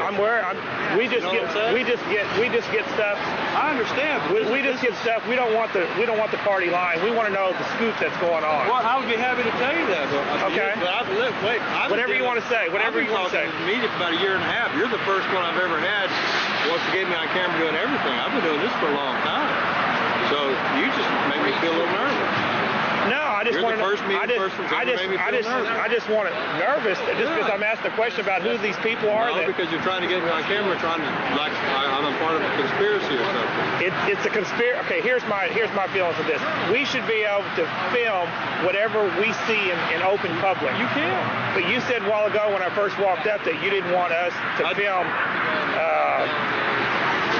whoever these Army guys are at Fort Hood. Now, a tactic we use when the police are being a little bit ornery or other so-called public officials or public servants, we like to aim the camera at the ground or to the side and basically get the audio.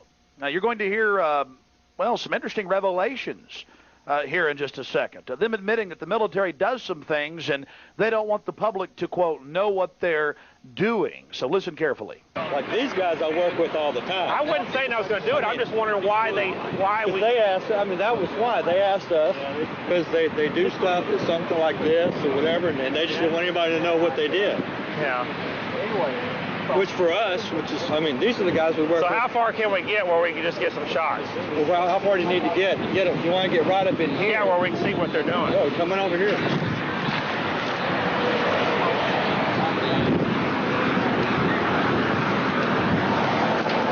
There's no doubt about it. Here, see this shot. Get the shot. There's the walking Army. Away. Just don't get their face. That's all we ask. That's what they asked us. Okay, so that's the Army right there. Yeah. The ones that the fatigues are.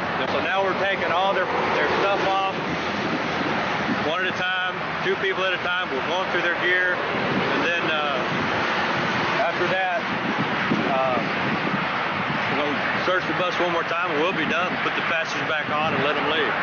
Okay. How did they get here? Where's their truck? But where's their Army car or whatever? That's over here. So we can get that? Oh, it's right there? Yeah, well, they've also asked us if you didn't film the equipment.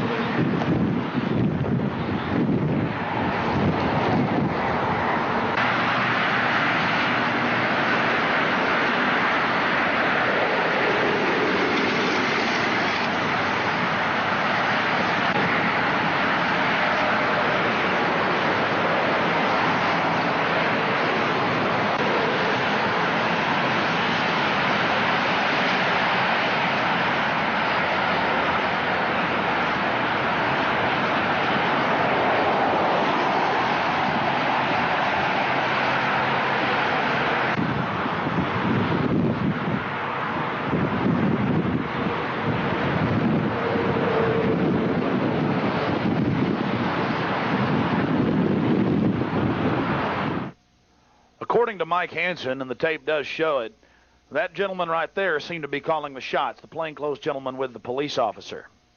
In every one of these operations we've studied, there is always an FBI handler merging the military and the police. I think this footage speaks for itself.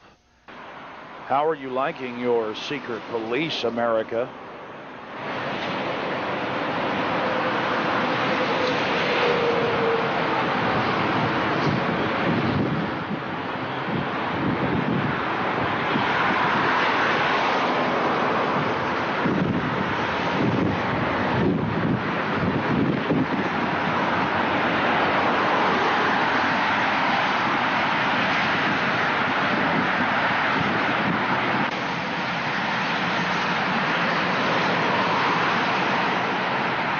Mike Hansen only had an hour and a half of videotape in his camera, so he had to leave.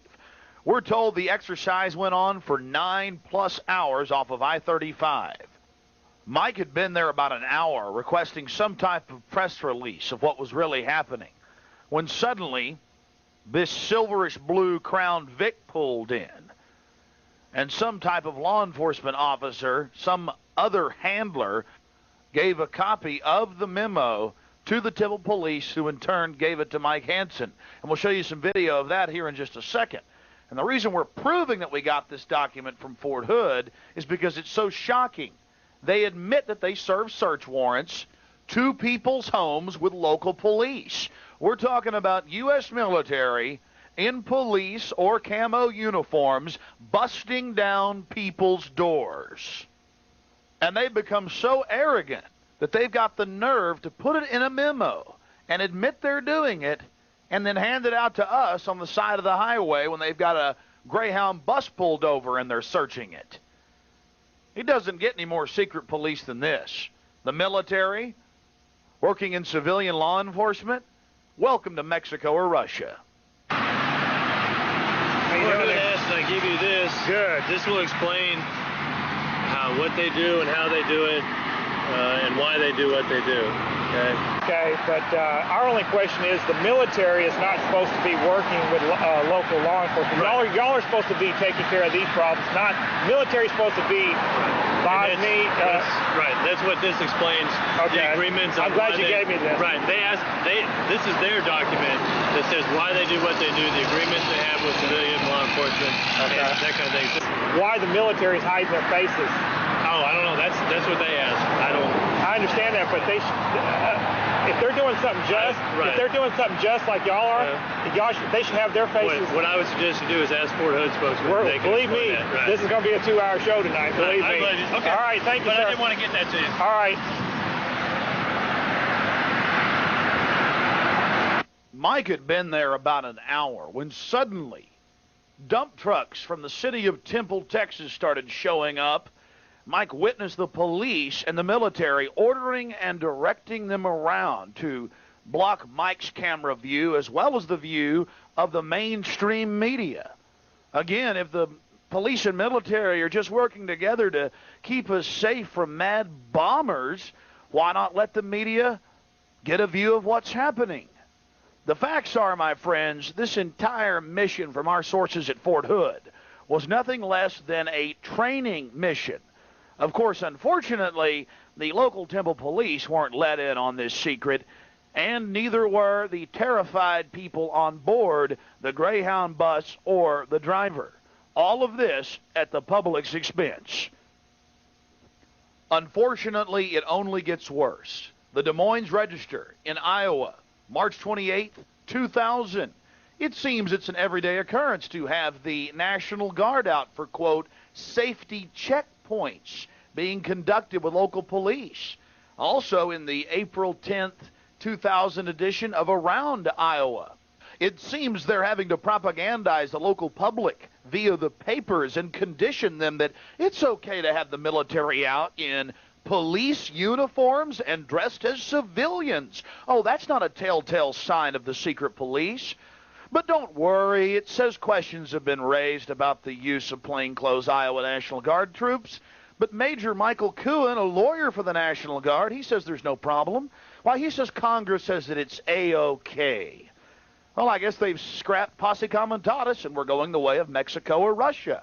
How can any serious American watch this? Anyone that has an even basic grasp of human history.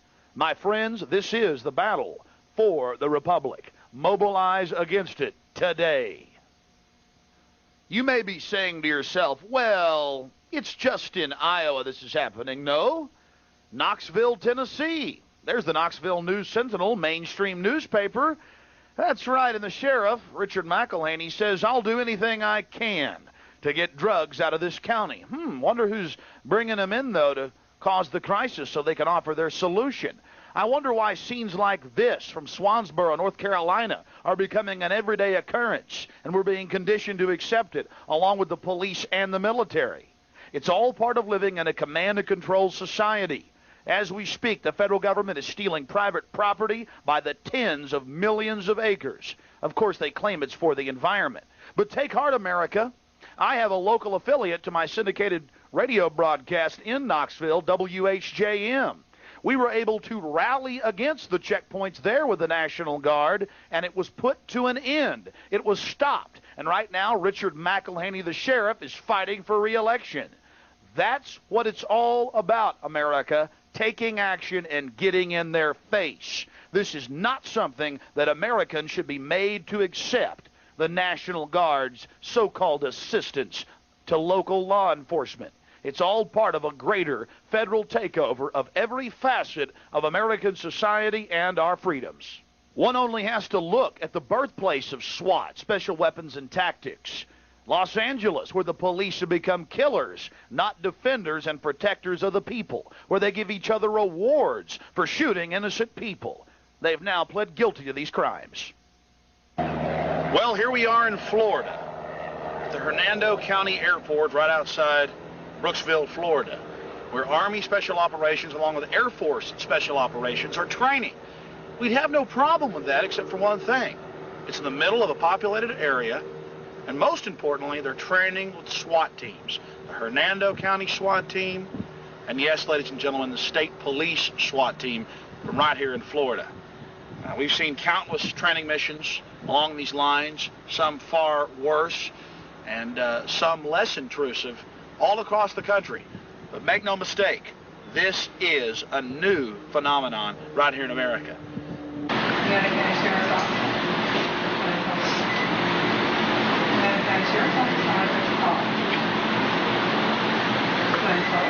Sheriff's Office, how may I direct your call? Are you Mrs. Danner? Yes, I am. Hey, Alex Jones. How you doing? I make documentaries also some good radio. Oh, hi, how are you? How you doing? We just want to know if we could ask you some questions here behind closed doors or wherever's best. About the Army and Air Force Special Operations in conjunction with the SWAT team here in Hernando County. You know we're not in charge of the operation, and so they're answering any questions that the media has. I was asking about the law enforcement's role in the training, as reported by the local newspaper. Well, I prefer that you just talk with them. They've asked us to just refer all questions to them. Now, I honestly, legitimately do not know what exactly they're doing. I just know that we are providing some SWAT team members, and we've been cooperating with them. I honestly don't know. I haven't been out there. I haven't seen anything. I haven't even talked to Captain Glick. The real story of Brooksville is the way the people behaved. We got the military's training canceled by our presence, but not before we saw the bizarre Twilight Zone behavior of the locals. You listen to some of the broadcasts, and they want to know. Be watching the program and find out what type of training they're getting. How stupid do you think they are? Do what? The crooks will also be watching to see what kind of training that they're getting. Well, our military will take out the crooks. That's a free country. That's basically what's happening. The military needs Personally, I think the SWAT team training, the police training should all stay a secret. I want it to stay a secret. Because if somebody Your comes police up and training the military? If the police are training military, good. They should. They should also learn martial arts. Well, that's fine. I happen to believe that every cop should know how to do that. And if a crook pulls a gun, take them out. People want to go in. Yeah, hey, listen, I really appreciate your time. Personally, I think the crook should stay stupid for a I mean, you did just clap whenever you said, she was talking about keeping the training secret, you clapped. For our SWAT team. Well, clap for us on They camera. should stay stupid. But you did clap. I'm glad people are. Well, we don't want to know specific tactics. We just want to know what does taking over an airport have to do with the Hernando County SWAT team? Yeah. What is? Did you talk to Captain Glick? Yes, we did talk to Captain Glick of the U.S. Army Rangers Airborne Corps. We'll get to that in a little later. But first, let's show some more of the bizarre behavior of the locals and talk to some other officials as well. Tell everybody everything. Well, tell the camera. We need to know. Here, tell us. Did tell the camera. You're stupid. We need to have the military secret with our police to keep us safe, right? That's right. We need to be safe. Personally, I would just as soon as go under martial law with some of these crooks that are getting out on this early parole thing. We didn't want to bother you while you're eating your meal. About Army Special Operations and Air Force Special Operations here in town. Tell you anything about it. Well, what about the SWAT team working with it? Can't talk about it, sir? That doesn't violate posse comitatus or anything? Doesn't? Well, how much money is the county getting for training? Thank you. Appreciate it, sir. Thanks a lot.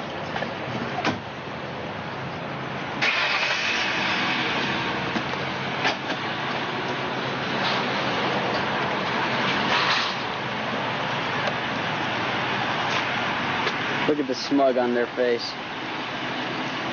They love it. Driving away in his black Crown Victoria. Get the license plate, Hanson. I got it. We blew their training mission in Brooksville, Florida. You're looking at the Hernando County Airport right outside Brooksville. Since we did this report, they have attempted to set up a Wackenhut prison camp facility with the military at the old civilian airport. They've also thrown out the old-fashioned Army National Guard and moved in the 3rd Battalion Special Forces.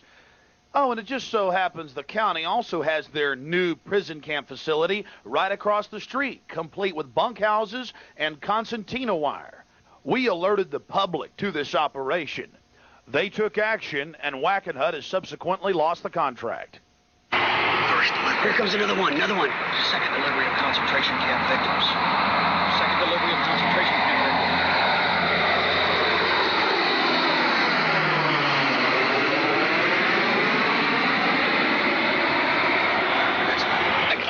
I'm gonna night vision this guy.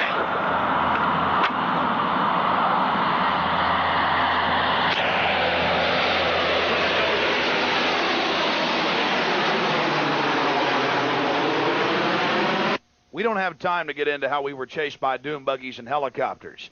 The point is, every time we turn on our infrared, we'd be chased because it was like a giant spotlight inside their night vision. We'll get to that later. I don't know if you people can see this, but we have 2 helicopters. They're hovering over the place where we were supposed to be today. And they're circling looking for us. The scaled-back mission turned into an attempt to capture us for simply trying to catch video of what the military and the police were engaging in. We were chased by doom buggies, black helicopters, you name it. Unfortunately, it was next to near impossible in the darkness to catch any video of this without using our infrared illuminators. But again, it's like a giant spotlight to all of their night vision. Luckily, a local who had read about the training in the newspaper tried to catch a view of what was happening and actually saw the doom buggies in pursuit of us. People running these doom buggies up that way and then back. Did you see Fast. Fast. Did you see the doom buggies do anything else? Well, they stopped at the about a half a mile up there. I think one guy got out and went out this way, away from the airport. You saw somebody get off the doom buggy? Pretty sure, yeah. Did they look like military personnel? No, they just look like, men in black. And, of course, they had these black hats on, like the old-fashioned Nazi helmets. And they're not quite like that. Really? Well, you know the kind of hats they have now. They kind of almost look like Nazi helmets, but they were black. We tried to talk to Captain Glick of the Army Rangers in a free country on public property outside the airport. So he went inside and just called the police, and we were polite. Boy, we are extremist dissidents engaging in thought crimes. Excuse me 1 second. I'm not trying to preach at you. I just want to get your opinion. No, I understand. I just want to get your opinion about concentration If you could camps. just excuse me for 2 seconds, Yeah, I'll be right Go back. ahead. I want to get this. We're just curious about the SWAT teams. How many different members from surrounding SWAT teams are Again, here? Is that classified? They were members of the Sheriff's Department. Members SWAT of the Sheriff's teams, the Department. paper reporters. Again, if some of them were members of the SWAT team and some of them were members of the SWAT team. But they were here role playing. Oh, look. These guys. Hey, how y'all doing? Good. How are you doing today? Fantastic. What's going on, guys? Oh, nothing. We're here conducting an interview. Yeah. Okay. You finished with all your questions in? Just about. Would you like us to be finished? If we don't have anything else and they don't have anything else to answer, then yes. Go ahead. Who called the police? You did? No, I did not call the police. Yeah. Is there a problem here? Absolutely not. Okay. I mean, well, great. The you hear that, captain, the captain says there's not a problem. Well, that's fine. We got called here by a concerned citizen. That's why we're here. Concerned citizen. What, at the prison camp across the street, or? I don't know who called. Okay. Did you call, sir? No, I did not call. Call came in as anonymous. Okay. Anonymous, we pulled up here and we're quietly talking with Captain, and then 3 police cars pull up. We got a call from a concerned citizen. Do you have any other questions? No, I just appreciate you guys making this story. Well, thanks for talking to us now. I know it's a late hour. Thanks for talking to me to the first day. Absolutely. We just were wanting to know about the SWAT team. Did you give Alex the number for the sergeant major or whatever? Yeah. If you have a pen and piece of paper, I'll be happy to give it. You know what? We can grab that out of the car for you in just a minute. Our big question, Mike, our big question is simply about the relationship between police and the military growing all across the country. And I couldn't tell you about anything growing all across the country. It's not growing? About that. It's growing. I don't know. You know, Alex, I really don't know. It grows very strong in third world countries. But I will tell you, you know, anything you want to know about this operation, but I think I've answered all your questions. Well, great. We also tried to talk to some of the locals on the other side of the airport. Seems the police had already given them a visit and told them not to talk to us. The Army came in with the FBI? That's about it. Yeah, that's all I know. Now, you guys live literally about 200 yards from where the actions were taking place, correct? What have you heard during the night that's going on? Some gunshots. Explosions? Yeah, one night. Was that Wednesday night? Wednesday night? The first night they had it. First night, yeah. See, we got here and they scaled it back. They were going to have a big operation last night, but they didn't. Because they knew we were out there. Did any police come by looking for us back here? Yeah. They did? Yeah. Told me not to talk to you. Really? Oh, the local police told you not to talk to me. But you're not on a military base, and that's not a military base. It's a municipal airport. I know, but, you know, I don't know. It's modern America, isn't it? So the police did come by and told you not to talk to us? Yeah. Really? Do you remember what deputy said that? No, I shouldn't. He just said it was that the Army had asked him to do that? Well, you were not. I was thinking really? to say that. So the I'm going to be honest. Go tell them that or not. No, that's fine. They said we like honesty. So the Army said that had told the police that I'm a no, and not to talk to us. Yeah. My friends, you know there's a serious problem in this country. Now it's time to take action. And to do that, you'll need real solutions, not phony crises created by the federal government. All across the nation, there are ways for you to get involved. One of those solutions to educate and mobilize the public is access television. That's where I got my start 7+ years ago in Austin, Texas. The entire town, all those that have cable, are able to watch the show. We've changed the minds of literally tens of thousands of Austinites. You can make TV. You can get involved. It's a lot easier than you think. Believe me. Well, media is power. I've said that 100 times. And you've got to have access to some form of media to reach the general public if you're going to affect change. And the enemy knows that. And that's why they've got a stranglehold on it. That's why I talk about information war. You've got to get involved in the information war, and micro FM radio is the place to be.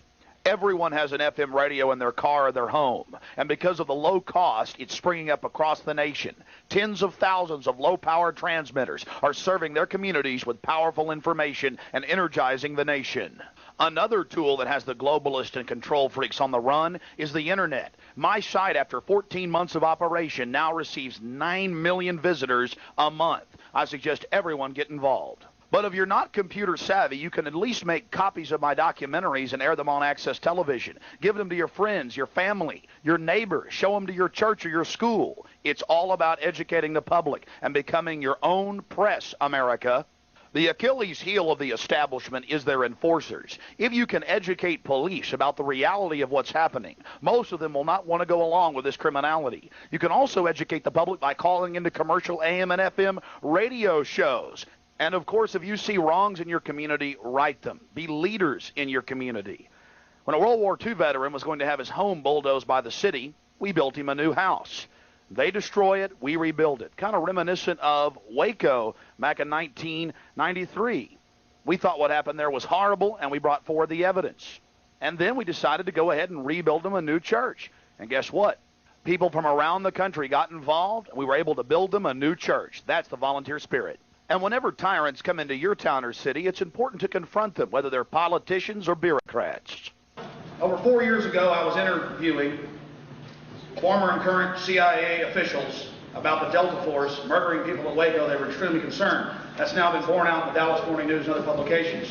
When are you finally going to come clean about the mass murder and using high-level special operations killers to kill Americans for publicity? Very important. Number one, about the Delta Force. Number two, Senator John Danforth, your special counsel. How can he be independent, as you and others have said, when he is appointed by you to investigate you? That's the question. Thank you.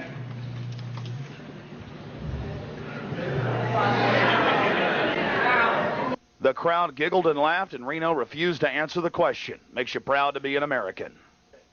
Two other solutions all Americans and people globally should be aware of. Number one, we should all ask God for guidance and pray that he deliver this country and this world from these clutches of these degenerate dehumanizers. And number two, never turn in your firearms. Slaves are disarmed all throughout history. Please make copies of this tape, multiply them, or get original copies at 888-253-3139. It's a battle. Wake up to it. Knowing is half the battle.